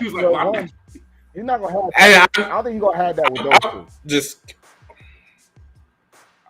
I don't understand why one is on the other show and the other one is. I don't get it. They should have made them undraftable. They should like, hey. No, what makes it worse is that the commentary is selling it like we're fucking stupid. Like, oh, we're here on Friday Night SmackDown. Here comes the Raw Women's Champion Bianca Belair. Like they're selling it like we're fucking idiots. Anything can happen in the draft. Everybody.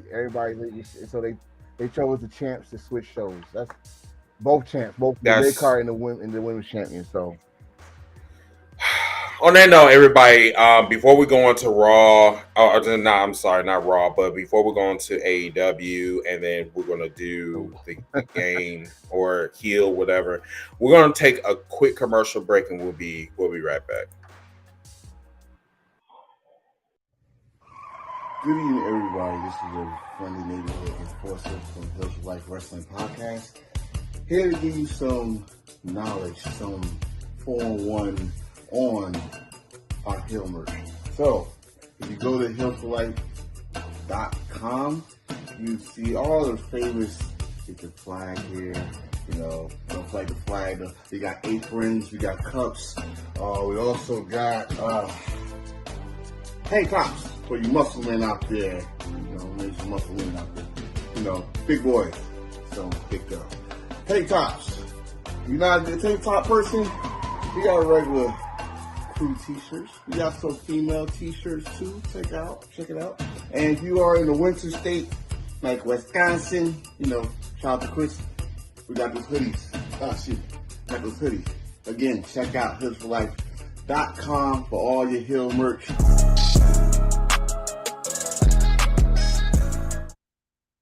I really gotta change that.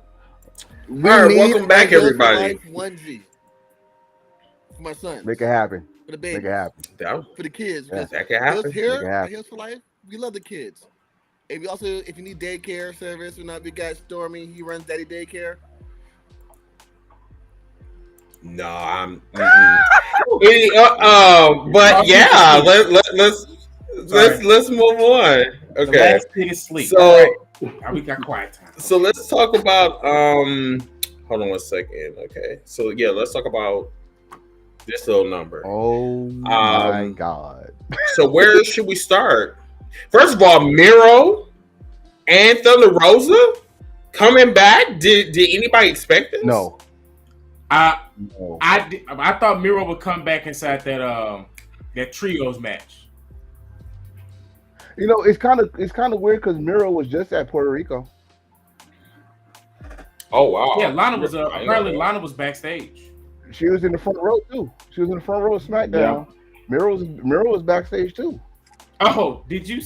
Somebody said something to him like, "Oh my God, how do you feel knowing your wife was in Puerto Rico?" And he was like, "Well, her husband was in the match, Bobby Lashley." I was weak. Oh, wow. He's still keeping it going. I think that's just. I love when they keep going. Like, okay, you want to be an asshole? Fine. Well, her husband was in the match. Oh man. Wow, but say like her husband, Bobby Lashley. Wow. Well, remember they got married. I know. Supposedly. But yeah. What allegedly? Because this whole show is off their rails, man. Off the rails, like Julia Hart bad or good, like yeah. Like I'm sorry, I'll mix up my damn fucking words, but it was a hell of a show. I'll tell you that. Especially Julia Hart getting better in the ring. Yes, she is. She is. Mm-hmm. I think also with Miro and Thunder Rosa popping up, that's kind of giving us a glimpse to them possibly going to Collision. Well, There's rumor remember, like backstage, not just Phil, CM Punk, but Thunder Rosa got some heat with the women's division. You watch All Access, you know why. Yes, yeah, that was good. Thunder Rosa, you know better than that. Come on now, don't be like and then you got Miro who goes to Twitter, you know, Darby Allin made fun of him, who goes to Twitter to complain because they don't have nothing for him and stuff like that. But I don't have it. Those names still are good that could help out this new show whenever it happens. And then Andrade had like a coming back vignette play on the show as well. I didn't see that. I didn't see it, but it is rumored he's supposed to come back. I didn't see the vignette though. Yeah, him and Ospreay been going at it on Twitter. I would love to see that match. Because he was like, we need to do something. And then he was like, well, there's something coming up. Yeah. You know what? A match that a lot of people should. I'm starting to like Orange Cassidy selling this hand injury. Like he's selling his hand injury now, leg injury, a rib injury. Like this dude, like I'm defending my belt and I'm getting new body parts to hurt. And then not only that, but the international title is definitely, and we all see this. It's definitely more important than the TNT title. But at the same time, but what I'm saying is way more important. This is kind of like the same thing they did with the TNT title though. When Darby had it, he was defending it every damn week. And then what you saw what happened, we got Potato and all that stuff. I know Mero had a good run with it, and then the Sammy thing. But Andrade should have won it. Orange Cassidy is making that belt a very important belt to have. Very important belt to have. It's over the TNT. And it's but if you think about it, they have enough titles for an actual brand split if they wanted to do a full-on brand split. What belt would be on collision? The TNT or the international? I say international. International, it will make sense. But what channel will it be on? Will this be on the app or will this be on TV? Oh, it'll be on TV. I think it's gonna be on. If the show is going to be on TNT, if the show is going to be on TNT, then the TNT title should go over to Collision. Since Dynamite is on TBS. Now, for the tag teams, you have the tag team titles on one show and the trio titles on the other. For the TBS title, you have that stay on Dynamite. Since it's since it's on TBS, you have the AEW Women's title on I know it's going to flip again because the playoffs be on TBS. They're going to put Dynamite back on TNT. Oh, that's right. Speaking of TBS, have you seen our TBS champion? What the fuck? What the fuck? No, she tweeted out something that she said she been 2 years of hate, and now she getting a lot of hate. Oh yeah, she's been getting hate since day one. Where she went down, she started. I think somebody showed her what was, because at first she was ignoring it, but now as this streak goes longer, now the voice is getting louder. Oh, she's nothing but a female Goldberg. She wasn't making it WWE. She's nothing but a Bianca Belair wannabe. And it's not just the Twitters and all that in the locker room too. You serving up anybody and everybody, and you're not getting her ready. That match, I don't know about y'all, but I was very disappointed with the Valkyrie match. I told y'all. They messed up. Y'all thought she improved overnight, and this is something that I've been seeing. This has been a pattern. I was like, she's that bitch, but she's that bitch that just they messed up. She's not evolving. They messed up on the end. The road through wasn't clean enough, and then again, the damn camera angles. We saw the mess up. They was on the wide shot instead of close shot. We hide it, but they was on that wide shot, so we saw it. Like when Uncle Howdy did his dive of faith. And I was going to talk about Uncle Howdy. Sorry. I was just using that example. He just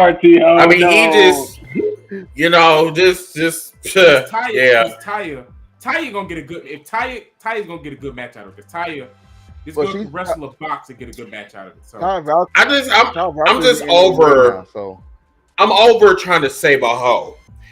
Sorry, but if 2 years had went past and y'all motherfuckers still calling her green, what? Her hair is green. I don't see her as green. I think she's. You know what? Shut up. Wow. Anyway, it's time for her to pack it up. It's just that's what she needs to do. It's time to pack it up. The match I picked was Sunny Kiss.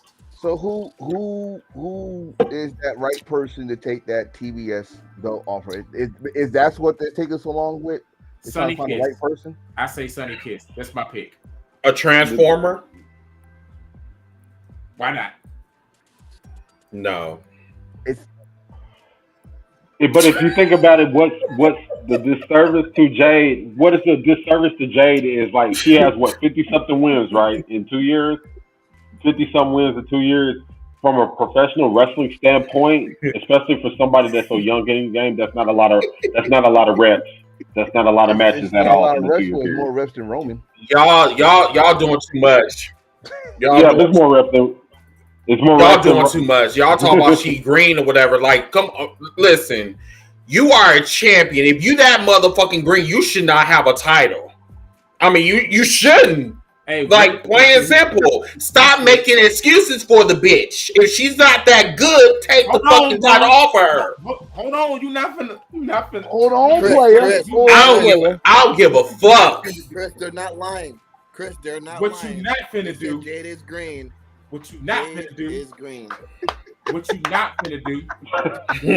No, hold me back. No, don't hold me back, Goose. What you not finna do is come out like that. Oh, okay. So what you gonna do? What you gonna do to me, huh? I'm gonna finish my story, and I'm gonna see you on 2K. Mm-hmm. So this is what you gonna do for me. It's either you come in peace or you leave in pieces. It's either one or the two. Oh, wait, how Roman do? Now,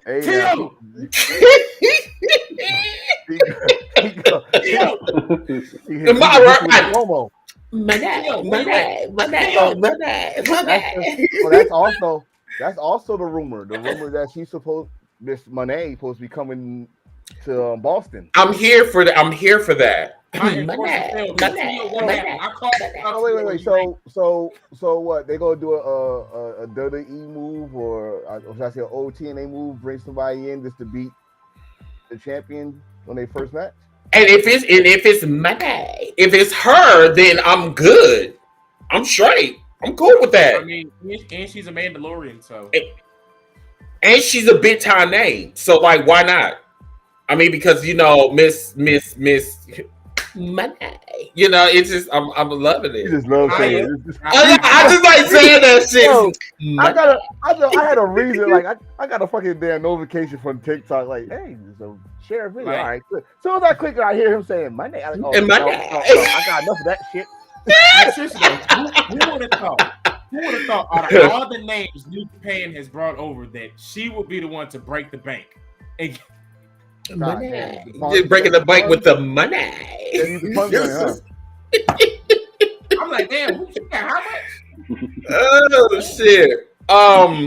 So is there anything else on AEW you guys want to talk about? And then we can Don Callis.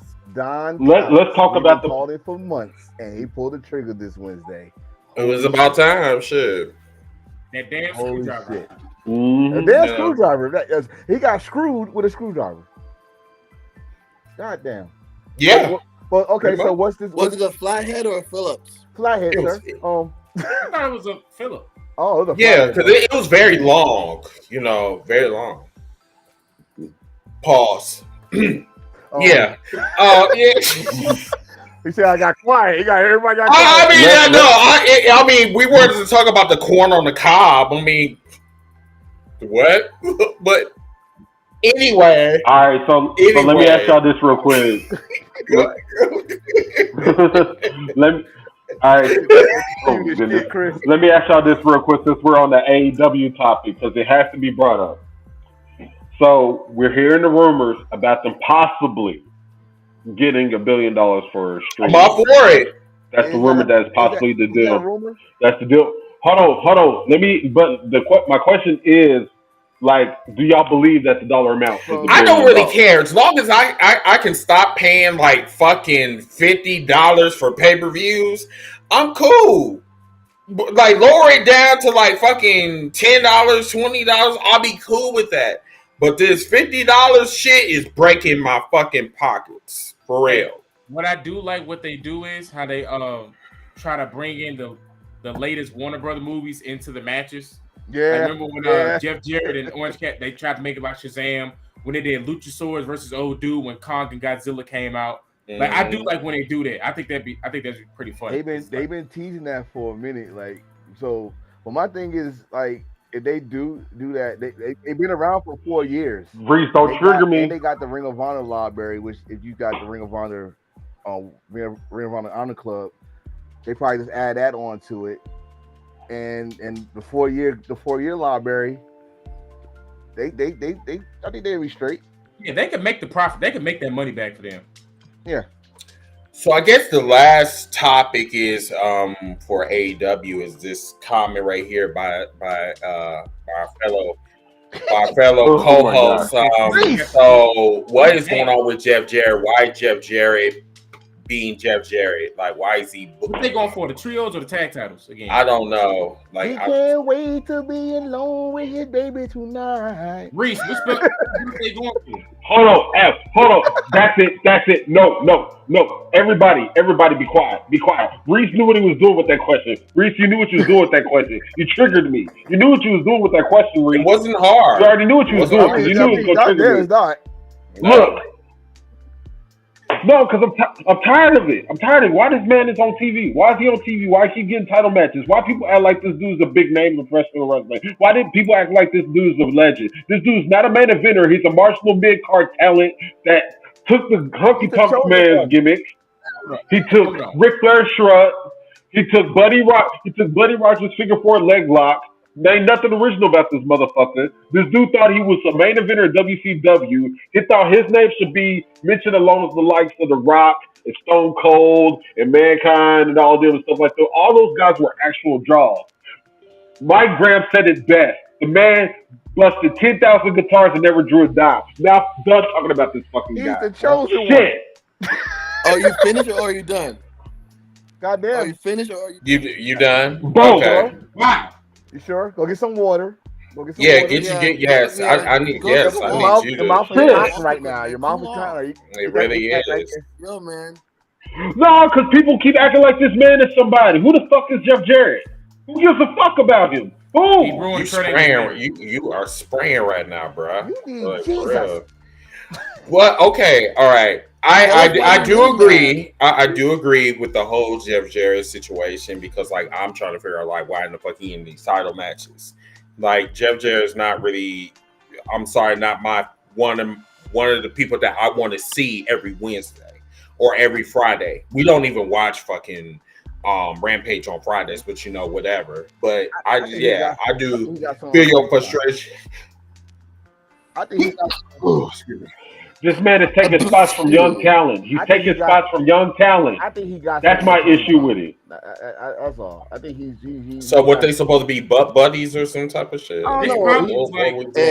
Hey, all I'm saying is, Steph, if you go back one more time on the Jeff Jarrett rant, we're gonna have to plug you real quick. Oh, he's gonna give you a passy. Oh, wow. I'm just saying. All right, I'm just saying. Tio, answer me. No, Tio, answer this question for me real quick and be honest with yourself. Stone Cold Steve Austin, The Rock, John Cena, the racist ass Hulk Hogan, Jeff Jarrett. Answer this question. Does Jeff Jarrett's name belong in that conversation with those four? No, I never said that though. But why are you yelling at me? I didn't do nothing. That's my issue because people act like he belongs in that conversation. That's my issue there. What are you talking about? The only thing, who's these people? I'm not going to do it because you are already fired up. I never saw a black man turn red in my life until now, and I don't even know. So I just want to say, Tony Khan needs to pull the trigger on LFI and let them go at the House of Black. That's your next big group. La Facción Inaugurales. Vance, Jalistico, and Roosh, and Jose the Assistant. That's your next big one right there. Because Roosh is going against Jungle Boy this week. Oh, really? Cool. Okay. And Jose told Jungle Boy, "You got your whole look from Roosh. You want to be." Your boy Roosh another one, my guy, and I mean I love Roosh. He always loses on Dynamite. He always loses. Period. That's why he's like undefeated on Rampage. Who watched Rampage? Right, exactly. Like, cause I don't watch Rampage. They know you, Stormy. But yeah, y'all. Go ahead. And I was gonna say. I was gonna say that we got past the AEW news or whatever. So now we can just get into some other shit like miscellaneous shit. So yeah, I think actually let's talk about Impact. Impact's main card champions out there are hurt. All of them. What? Yeah, they got an injury. So what's happening in NXT? So if you don't watch NXT, damn near all they ladies have torn ACLs. Whatever new trainer they brought in, everybody's getting a torn ACL. This is really newsworthy. Yeah, this is a big No, deal. but it's Then an Impact. Every time somebody get a title shot, they get falling apart. They fucking getting hurt. Like what is going? yeah. What are they doing? It's funny. That's because they walk funny. That's what I'm saying. Like, It's you like, know. oh my god, the number one contender. Ladies and gentlemen, we're having a tournament tonight because so and so just tore their kneecap. And then that person win, and then next week. Now they know what Nancy Kerrigan felt like when she got hit in the knee with a hammer. It was a Look, shin. didn't First of all, she? it was a shin. Oh. My knee. It was not the shin. She said my knee. What the fuck? Oh God, why me? Oh God, why me? God, why me? Why me? Why me? I know God, like, I didn't do it. What the hell you calling me for? Wait, didn't J. Cole make a line about that? Like, I'm hitting your bitch like I'm playing your hard. Indeed. Oh, why did you do that? Oh. We need more scandals. Ain't no more scandals nowadays. Everybody like each other. We need more people breaking, like hitting people with pipes. Yes. Yes, we do. We need more savagery. We need more people to start hitting people with metal shit, like, you know what I'm saying, like hammers, knives, you know, hitting them in kneecaps. You know what I'm saying? Yeah, you know, to make them immobilized. You know what I'm saying? I'm all about the hammers and the knees. I'm all about that. God rest his soul. The man said himself, Kobe Bryant said he cut his family off as soon as he started. He didn't talk to them for the whole time. Nowadays, everybody got their kids at the stadium. They lose and they happy. No, forget your kids. Leave them at home. Go focus on the damn game. Exactly. Yeah. You're right. Fuck them kids. Like, they ain't nobody. He said, they was like, how's your daughter? I don't know. He's somewhere. This shit death row or something? We death row. Yeah, I mean, you did hear the couches go. That's zoom right past. Yes, it is. It's I'm telling you, it's deep here. It's the home of the mafia. I'm trying to tell you, motherfuckers, that. Hey, don't give me no ideas. I have a design waiting for us. I'm telling you. This is really heel heat right now, for real. God, let me guess, Chris. Y'all ain't called Packers for nothing, huh? Damn. Oh, I mean, I don't know why you getting upset. I don't know why you getting so upset. Why are you getting in your feelings? I mean, you don't even have a team. First of all, they left. I mean, but we have a team still. What about you? I mean, your team went to LA, right? At least they left in the. Hey, no, Chris, they do got a team. It's called the St. Louis Battlehawks. You have a hockey team? I thought we were talking about football. No, listen. No, it's a football team. It's the St. Louis Battlehawks in the XFL. That owner came and said, hey, you know, if I buy this team, we're going back to LA, right? What team you finna buy? I just got the Rams. Hold on. St. Louis, I love you so much. The next week, this man held a big ass parade and said, hey, we leaving. What the hell? I mean, at least it was not like how the Colts left Baltimore. No, this how I knew they was leaving. They left that time. The mayor got on TV like, hey, should we spend $1 billion on a new stadium or an aquarium? Wow. An aquarium. Wow. Whoa, that's deep. What the fuck? You got the dirtiest river flowing through our city. I know. You got the fucking Mississippi River. You talk about some fucking aquarium? Oh, get this, Chris. We had a loose alligator in the Mississippi River that they didn't tell nobody about until a kid got ate. Wait. Pause. Wait. Try again. We had a super gator in the Mississippi River in St. Louis. They gave on TV, hey, there's a kid in the river. Jim, that's a gator. Live TV, I'm dead serious. That's a gator. No, that's a gator.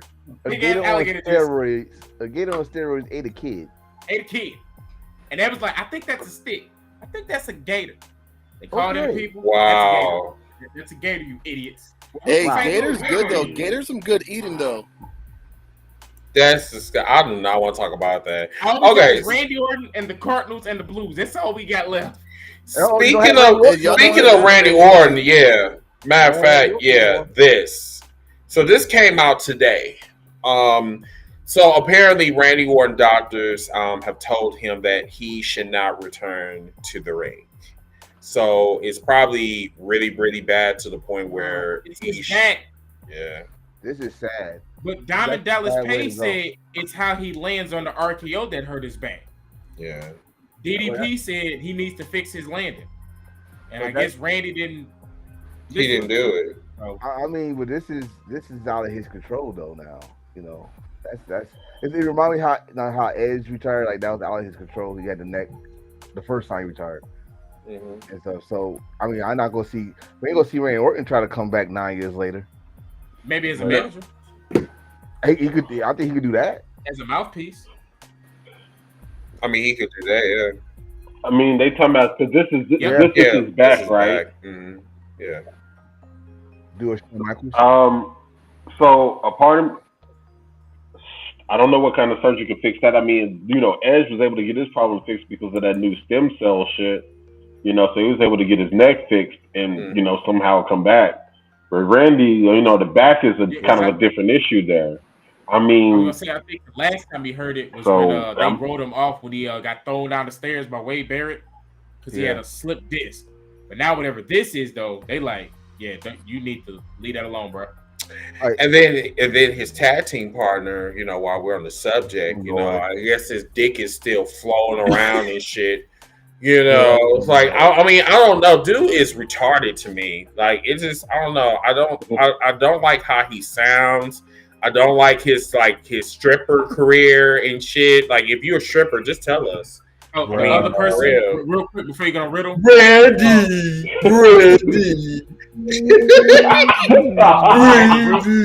But Wolfpack just said the other person who may be done. Bobby Roode may be done too. Yeah. Bobby Roode just had a second surgery, and they said it's going to put him out even longer because he didn't do anything. Yeah, he's back too. Oh no. But that's not just talking about WWE. We talking about the years that he was doing all that hard shit in TNA. You gotta remember, Bobby Roode is 47 years old. He's been in this business a long ass time. Man, all this shit catches the up to Glorious you. One deserved a main title run, man. His interests were elite. Yeah. You know where they fucked him up at? I'm gonna tell you exactly where they fucked up at. It's because in Vince's mind, since people were down in NXT singing his theme song, I'm gonna bring him up as a babyface. Right. That's where they fucked him up day one. They fucked him up day one when they called him up. I mean, it was a good ass thing. So everybody was singing it. Dude, I have that shit on my Spotify. Can I play that song here, or will we get in trouble? Look at that. No, don't play it. Don't play it. I'll just see. Oh, Perk Angle to go. Perk Angle to go, baby. Perk Angle. So the GOAT. We were talking about this on Wolfpack. So this is something that I wanted to bring up since we're talking about that. You know, Roman may be a four belt champion, but this man right here is a 5 belt champion. You know what I'm saying? So for those out there who don't remember 06, Perk Angle was in a match. It was him, Samoa Joe, and the Dudleys, and whoever got pinned loses their belts. So Samoa Joe pinned Bully Ray, and he became the tag team champions by himself. So he had 3 belts. Kurt was already the NWA champion, and then he got the Impact belt. So Joe had 3, Kurt had his 2. Then they met and was like, "Hey, we're gonna take all. No matter what, we're gonna take all." Then Kurt won, and that's when Perk Angle had 5 titles: NWA, Impact World Champion, the tag team titles, and X Division all at one time. Unlike Roman. Huh? He had not the NWA. He had the IWGP. Yeah, that's it. That's what it was. Cause he beat Brock. I'm sorry about that. He beat Brock. So then, unlike Roman, at the next pay-per-view, months down the road, Kurt defended all them belts in one night. He lost. One night. He Perk fucking Angle. Okay. God damn it. One night. Y'all name me another champ with multiple belts who in one night go defend his belts. And then who beat him for the IWGP belt was Shinsuke. Seth Rollins. That's all I'm gonna say. Yeah, I give you Seth, but Perk Angle is the GOAT. You give me anybody. Hold on, and not only that, he was wrestling in some Air Force Ones. That's when you knew that man would leave. All white forces. In some white Air Force Ones doing fucking. Remember when he flipped off the stage? When he flipped off the stage and landed on his feet? That's when I knew this man was different. Dog, we literally talked about Perk Angle last night for real on Wolfpack. Like, because matter of fact, they just posted the question that we were talking about last night. Perk question Angle was- is number one in any category. It's Perk Angle. Sorry, I'm sorry. Now the question I wanted to come on there and ask that like which prime Bryan Danielson you talking about? Are we talking about Ring of Honor Bryan Danielson? Or are we talking about Bryan Danielson now? Up against Perk Angle? Now, Bryan That's what that's what I asked on the podcast last night. I'm like, which Bryan Danielson are we talking about? Are we talking about early Ring of Honor Bryan Danielson? Are we talking about WWE Yes Move It Daniel Bryan, or are we talking about Bryan Danielson now? If it's Yes Move It Bryan Danielson, I give him maybe a little bit of a shot against Perk Angle. I actually say it don't even matter. Actually, I just want to know which one you're talking about. But Perk Angle was on another level, man. Oh, if y'all don't know why we call him Perk Angle, it's because he just asked for a release from WWE because he was popping 65 pills a day. In his own words, he was popping 65 pills a day. Hey Vince, can I get released so I can heal myself? Yeah, go ahead. 2 weeks later, 2 weeks later, Kurt Angle popped up at TNA still having perks and was like, "Let's do this." That man was drinking milk with pills. Milk with pills. Yes. Remember, he don't drink alcohol. He said he don't drink milk and water. No, he didn't drink alcohol at that point in time. He was on. Hey, just some man. perks, Kurt boy. Angle was the GOAT. When He I was saw up this there man, popping pills like candy. remember the super ankle lock? Remember the super ankle What's lock that- he had what- on the top rope? It was different. Those just like Tic Tacs. Right. Popping pills like candy. Kurt Angle took Jaren Jarrett, or whatever the hell her name is, Cameron Jarrett. That's took what- her- Kurt Angle. Yo, No, it's the other way around. hey, Kurt Angle had, It's the other way around. Jeff Jarrett took Kurt Angle's Kurt wife. Angle had his pills in the Pez dispenser. Mm-mm. Kurt Angle was the GOAT, baby. Mm-mm-mm. This man had. Can you imagine the tribal chief versus Perk Angle? Not happening. You gonna That need Solo. that not man, happening. please Give me no. Solo. Not happening. Yeah, Roman that's why I keep saying that Roman is very overrated because, like, I'm serious against the greats. What I've noticed with Roman, if they better at the more mat-based skill than him, more technical style, they try to hide it more. Like they'll make it a triple threat or put a stipulation with it to hide that he can't hang with them.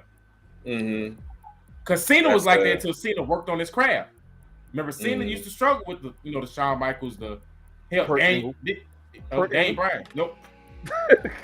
Perk Angle, he struggled. Yeah, Perk Angle whooped his ass.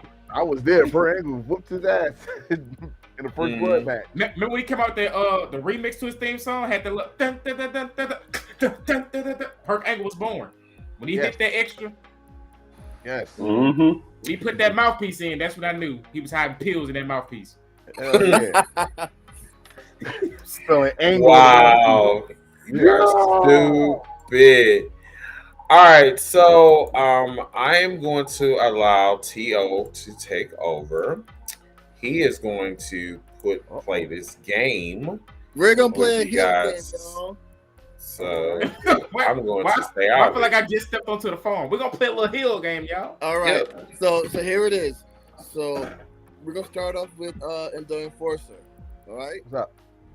So each row you have to eliminate 2 from left to right. All right. And then after you eliminate them from left to right, the first 2 you have to sit there and do elimination of 1. The bottom 2 you have to do elimination of 1, and then your last 2 you have to do the elimination to pick the biggest hill in your own opinion. So go ahead, Enforcer. Why did I go first? Okay. Let's see. So you said the first row I gotta pick 2 or 1? To eliminate. 2 to eliminate. Okay. So the first row I'm gonna eliminate Roman. Damn. I'm gonna eliminate Dom. Okay. Dom. Second row. Okay, which is this? Is with Randy Orton? Is this the best, whatever version of Randy you want it to be? Okay, cool. I'm gonna eliminate Brock. I'm gonna eliminate Seth. Third row, I'm gonna eliminate Miz. I'm gonna eliminate Baron Corbin. The last row, good damn. God damn. God damn. We'll eliminate Edge. Ooh. You know what? I'm gonna eliminate Edge and Christian. God damn. All right. So now you have MJF and Randy, Triple H and Punk. So eliminate between MJF and Randy. MJF. Okay. Triple H and Punk. Oh God. I'm going. Damn. I'm going to eliminate Triple H. Oh, Wow. Wow. Wow. Oh. All right. Can I explain why, or let's go with it? Okay, go ahead. Oh, okay. The only reason I said that because Punk Hey, Chris. in real life is a jerk. Like he admits this. He loves to be he loves to be hate more than me being cheered. Boo Punk. Yeah, so Triple H, he does whatever he think is best for business. I would have count the whole down World Heavyweight title run he had on Raw, the what they called it. But I'm gonna go with CM Punk. Okay. All right, Stefan, you're up. Oh man, this is gonna be pretty easy. Okay, so yeah, it's gonna be easy. So top row, I'm eliminating Dom, and I'm eliminating Roman Reigns. Reason I picked MJF because MJF is an old school heel. All right. So second row, I'm eliminating Brock, and I'm eliminating Seth as well. When it comes to Randy Orton's work, whether he was the Legend Killer or whether my favorite version of y'all gonna laugh at me. My favorite version of Randy Orton is the Viper because he was vicious.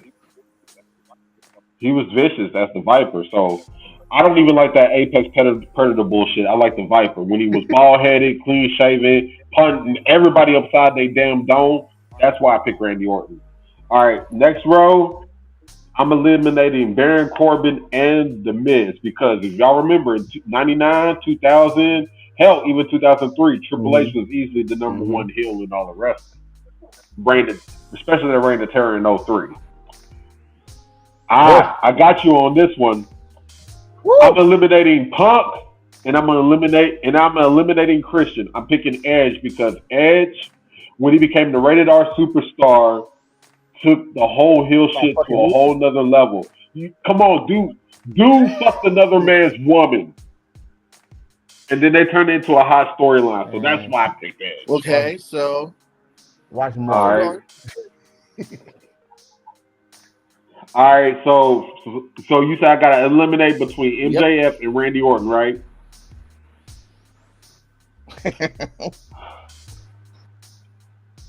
This was not an easy decision. And mind you, this is based off body of work. I'm going with Randy. Okay. I'm going with Randy because we haven't seen the best yet from MJF. MJF is like 27. Okay, we haven't now seen his Triple best H yet. So that's why I picked Randy. Now you have Triple H. Randy. Oh, now this is where I dig myself into a little bit of a hole. So between the two, if I'm going off, this is a hard one because both of them have substantial body of work. But if I was to go with a pick as far as the number one heel between the two, I would have to go. I would have to go with Triple H. I have to go with Triple H. Hold on. But you want me to tell you why? This is what my determining factor was.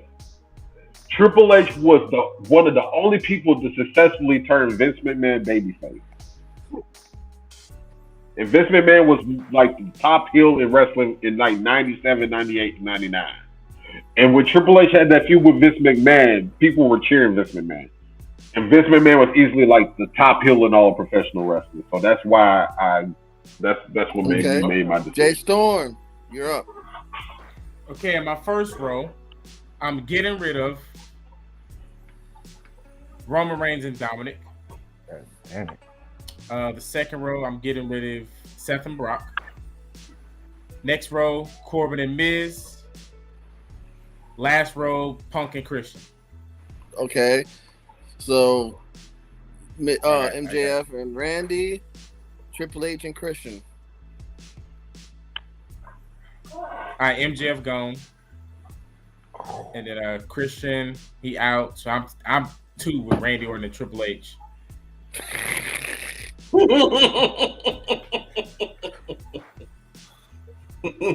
I hear a lot of laughing. I'm about to ask, what the hell Chris say? Because No, I'm going with 2009 Randy Orton.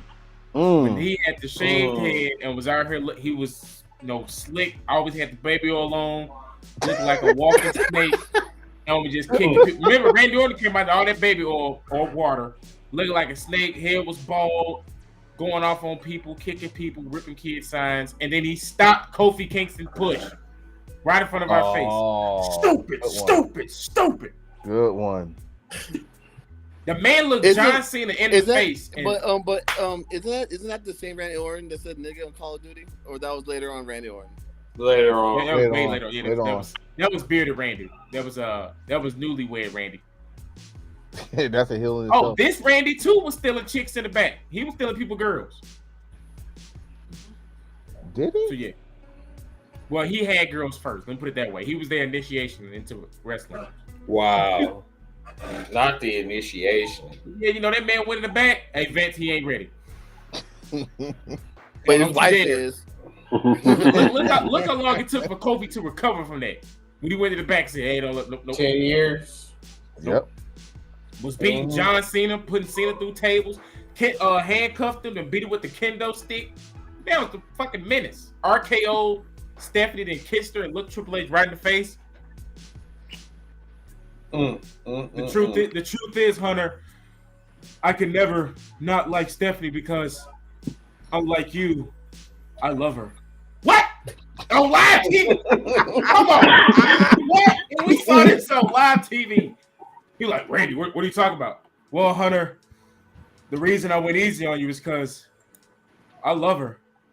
Love who? Your wife. Oh, you want to tell him, Stephanie? You know how Randy's cut his promos? John, see, let me tell you something. Not only I'm just going to kick your damn head in. Thank you, T.O., for that segment. No, Chris, Wait. You may come on here. You may come on here with your little crown on your head, but just like your boy Giannis, I'm going to kick you right in the head.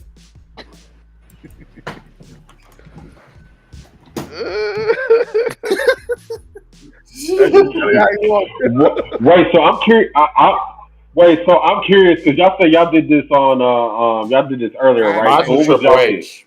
Yeah, Triple H won for me too. Hey, Randy. Hey, Chris. What? So I wasn't wilding. Okay, I thought people might have thought I was wilding. That was a hard trick because I saw like with real like the body of work. So I'm thinking also of CM Punk Ring of Honor days and how he did the devil promo he did that MJF stole and all that stuff. Yeah, I was like, you know what, that took another level too because he signed the contract on the Ring of Honor belt and all that stuff. So I don't think of it that way, but I mean, you can't go wrong either way. Like if you know about CM Punk's heel run, but we all know about Triple H heel run. Like you just said, anybody that can make Vince McMahon face and make Stone Cold Steve Austin actually team with Vince McMahon, you're one of the baddest stuff. So I want to ask the comment section real quick. Like who did y'all pick? Is there a pick that we probably left off that y'all probably felt that we should have had or anything like that? Because I'm curious to see what they think about it. Like, do y'all think there's a pick that y'all feel like we left off? Because I'm surprised nobody was like, "Well, what?" Yeah, hey, Chris. A lot of people. Hey, Chris, it's Randy here. Yeah. Oh hi. Oh no. You come here always talking about. Shut up. You come here always talking about your beloved Milwaukee. So why don't you do like Aaron Rodgers and jet out of here? You say your name is Randy, right? Uh-oh. First of all, what happened to your tan? Or what happened to your? I thought you were white. What happened to you? You wanted to be one of us, right? You called us niggas, right? Were you? I mean, why don't you do one of Kurt's moves and try to rape a bitch? How about that? Ooh, that's not PG. Oh, shit. You like? What the hell did you just say? I'm sorry, Vince. Sorry, Vince. Sorry. I'm sorry. I see that Willis said that he just go ahead and do a rocket car and kidnap somebody. Oh jeez. Sorry, I see. Anyway.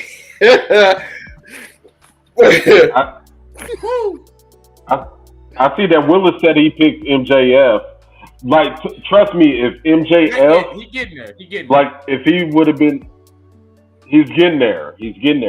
And mind you, I've watched. A lot of us watched MJF. I watched this work since he broke in. I watched this work in CZW, a little bit of Creative Pro when he was making his rounds in IWA Mid-South. This past weekend. Yeah.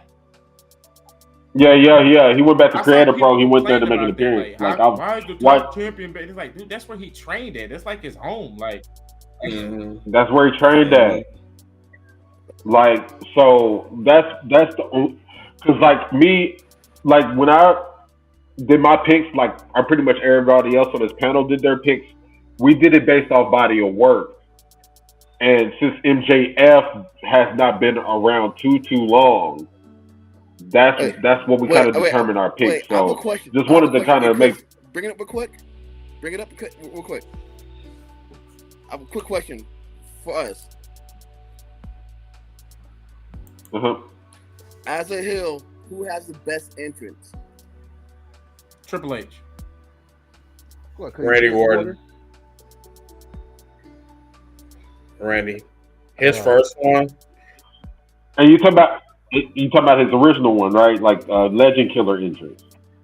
Yeah. Like, hey, nothing you can say. Yeah, that one. The fact that Chris is trying to keep a straight face is the most funniest shit ever. Man, so you heard that. Hey, nothing you can say. Nothing's gonna take what you've done to me. Chris is trying to not to break character. Hey, Willis, that's a good reason though. That's a good reason, Willis. That's a good reason. He said because he does the shit out of the ring. Is why he picked MJF. Hey, real quick, we talk about songs. The greatest song they ever had, where they used, was, remember the first tribute to the Truth that Creed, can you take me higher? Me higher. Yep. We are not doing this. On Christmas, at tribute to the Truth. Can you take me higher? Chris come back. Chris has finally broke character. He broke that character. Promo brought me tears. The first tribute to the Truth, and you heard that song just mumbling in the background, and you just heard it build up. Can you take me higher? He's in tears. He's in tears. Can you take me to me? My song was the Jericho Show. Not the Jericho song. No. I think the most underrated, the two most underrated anthems was Test and X-Pac's DX song, DX entrance. You think you can tell us what to do? You think I really care? Break it down. Take a break into something cool. Now, man. Break it down. This is the best part. Situations.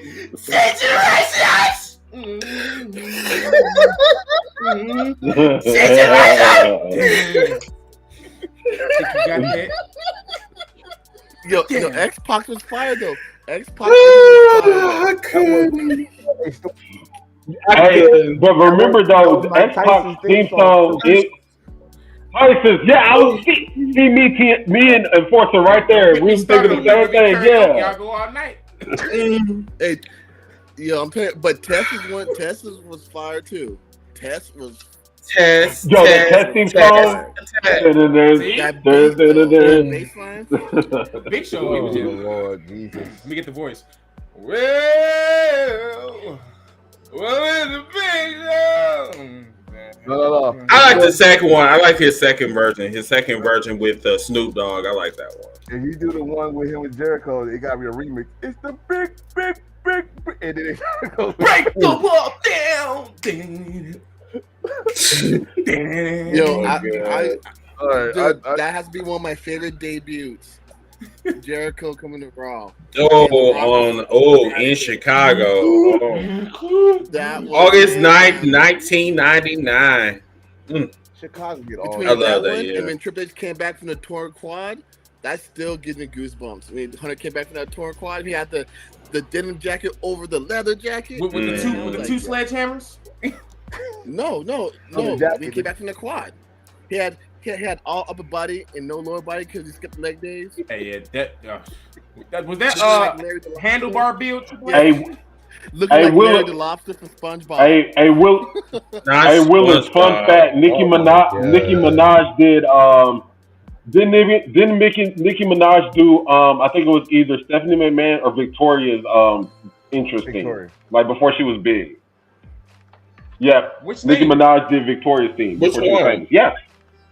I forgot the name of it. I forgot. You gotta look it up. I forgot, but she did one of their theme songs before she blew up. The one right after those two chicks were singing. I don't want to say.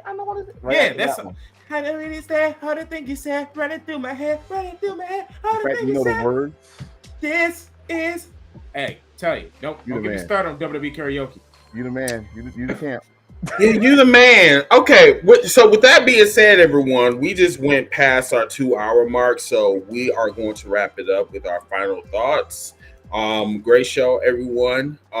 So next week we'll be back here 8:30 Central, 9:30 Eastern. Remember to share the podcast around. Please share it to every streaming site. All that good shit. Also, we are available on our MP3 streaming platforms, and remember to visit our merch store www.heelsforlife.com. Were you about to say WWE? I was so close on saying that. But yeah, I'll start. Becky Lynch. It was a comment she had said about celebrity wrestlers. And as a matter of fact, Willis actually forwarded this to me. So this is what she said. She said, I don't care about celebrities. I don't care about you. You don't put your blood, heart, and soul into this business. You don't do what we do. You don't sacrifice. I think the bitch is on crack. This is the reason why I call her Beaker, because all she does is just talk. I mean, this is a woman that changed, her gender to a man.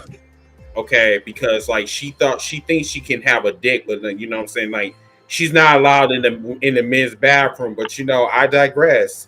So for her to say that, disrespecting Bad Bunny and disrespecting Logan Paul, one of them had an injury and the other one was training like a motherfucker. Like, how the fuck you gonna sit up here and you gonna say some shit like that, and yet you trying to be something that you clearly not, which is a man. But I digress. But other than that, y'all, I'm glad that y'all enjoyed this awesome podcast today. It just please stop trying to be something that you're clearly not. You know what I'm saying? And that's a man. You know. So, other than that, y'all have a wonderful and blessed Mother's Day. You know, and yeah, I'll see y'all next week. Can you take me Higher? Yeah. Hashtag here for life. Yes. Yeah, I'm out, y'all. Yes, Gasky. It's yes, First Sirski. of all, thank y'all for joining in. And I did forget to mention another most underrated theme song. Would have to be Jeff Jarrett was walking around with the Slap Nuts t-shirt. That entrance was fucking hilarious. I just had to say that. But on the other note, y'all, Sure. let the wrestlers have fun. Let them cook. Let them go back to their old stomping grounds.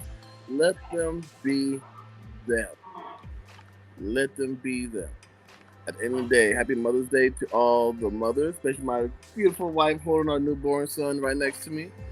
And rest in peace, fly high in heaven to all of the other mothers and grandmothers who are not here to share this day. Just know that they're with you in spirit and in your heart. They would never leave that spot, y'all. All right, Mr. Enforcer. Yes. Hold on. Kick my mama behind me.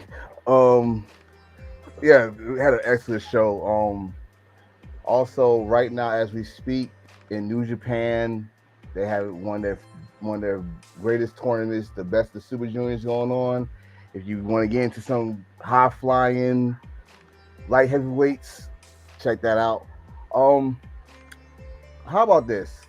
Give flowers when they're fucking due. AEW has reached 70,000 ticket holders for the All in London. Stop trying to how my partner said yesterday, move the goalposts. Give them their props. Give them their fucking props. All right. I mean, for a company I was born 4 years ago to have this is amazing. All right. And it helps out other wrestling companies because you know if they can do it, you know what's gonna happen when the other companies want to come over there and do it. So that's really all I gotta say. Happy Mother's Day for all y'all out there. Happy Mother's Day to my wife. Pissed off at me right now. So that's all I gotta say. Good night, y'all. Bye. All right, Stefan, you can go. Hey, I just wanted to say this real quick, man. Kind of like the enforcer pointed out earlier, rest in peace to all the mothers that are no longer in this earthly realm. We love and we miss you dearly. To all the grandmothers, great grandmothers, and all the good stuff there. Yeah, when it comes to professional wrestling, and this is kind of to everybody, and this is probably going to fall on deaf ears because it does, because we've been preaching this for months and years now. But the tribalism in wrestling does have to stop at some point in time. It really does, because these men or women, whether y'all fans don't want to believe it or not, are friends, because they all work in the same business. They all want to shine. They all want to see each other win. So us as fans, we should want to see them all win as well. Not just wanting to see just WWE win, or AEW, or Ring of Honor, or New Japan, or Stardom, or any other professional wrestling promotion out there. We should all want them to win. That's why I was very excited hearing that, AEW is possibly going to get $1 billion from a streaming deal. And I wanted to point something out here too. As a lot of y'all know, the Writers Guild are on strike right now. With the Writers Guild being on strike right now, a lot of late night shows, a lot of sitcoms, a lot of movies are being affected. They're not in production.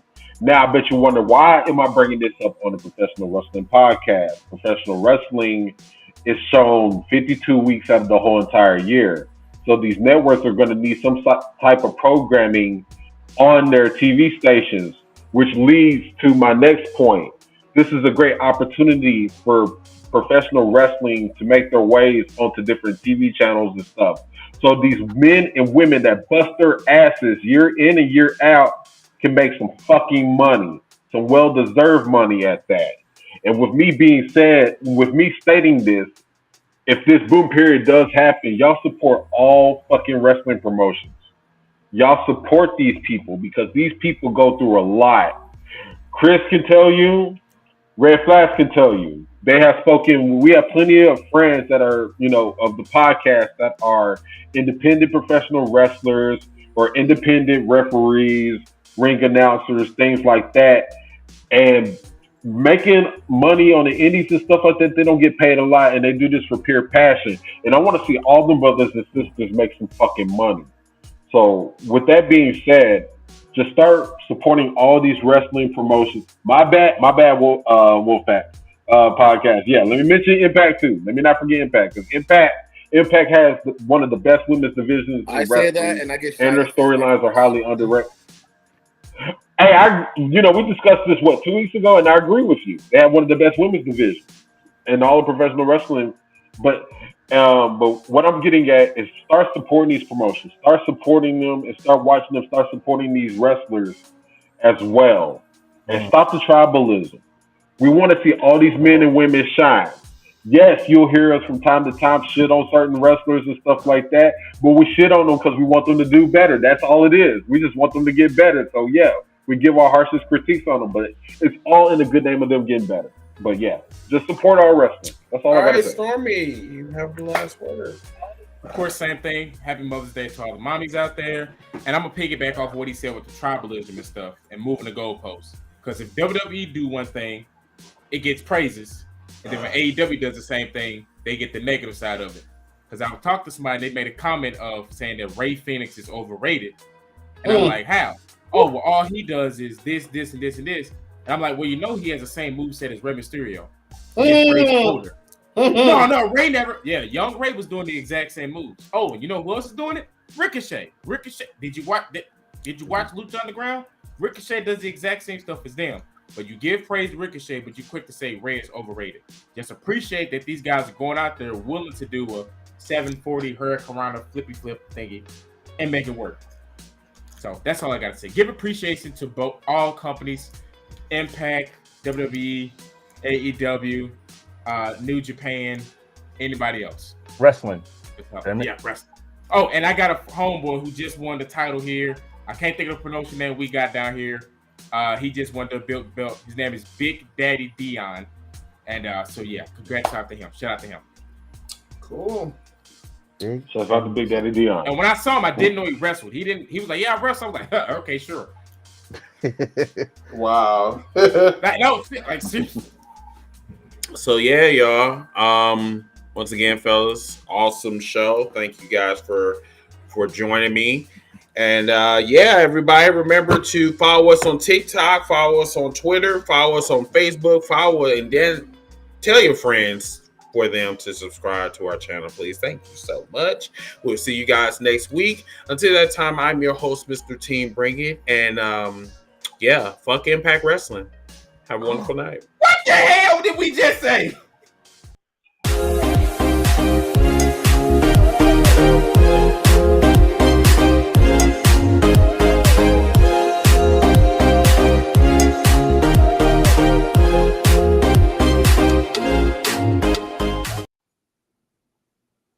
Disrespectful. Well, Chris ain't shit. Chris ain't shit. How we just gave this beautiful moment. Hey, congrats, Impact. Hey, guys, see you next week. Oh, and fuck Impact. You bastard. Disrespectful. Peace, y'all. All right, y'all.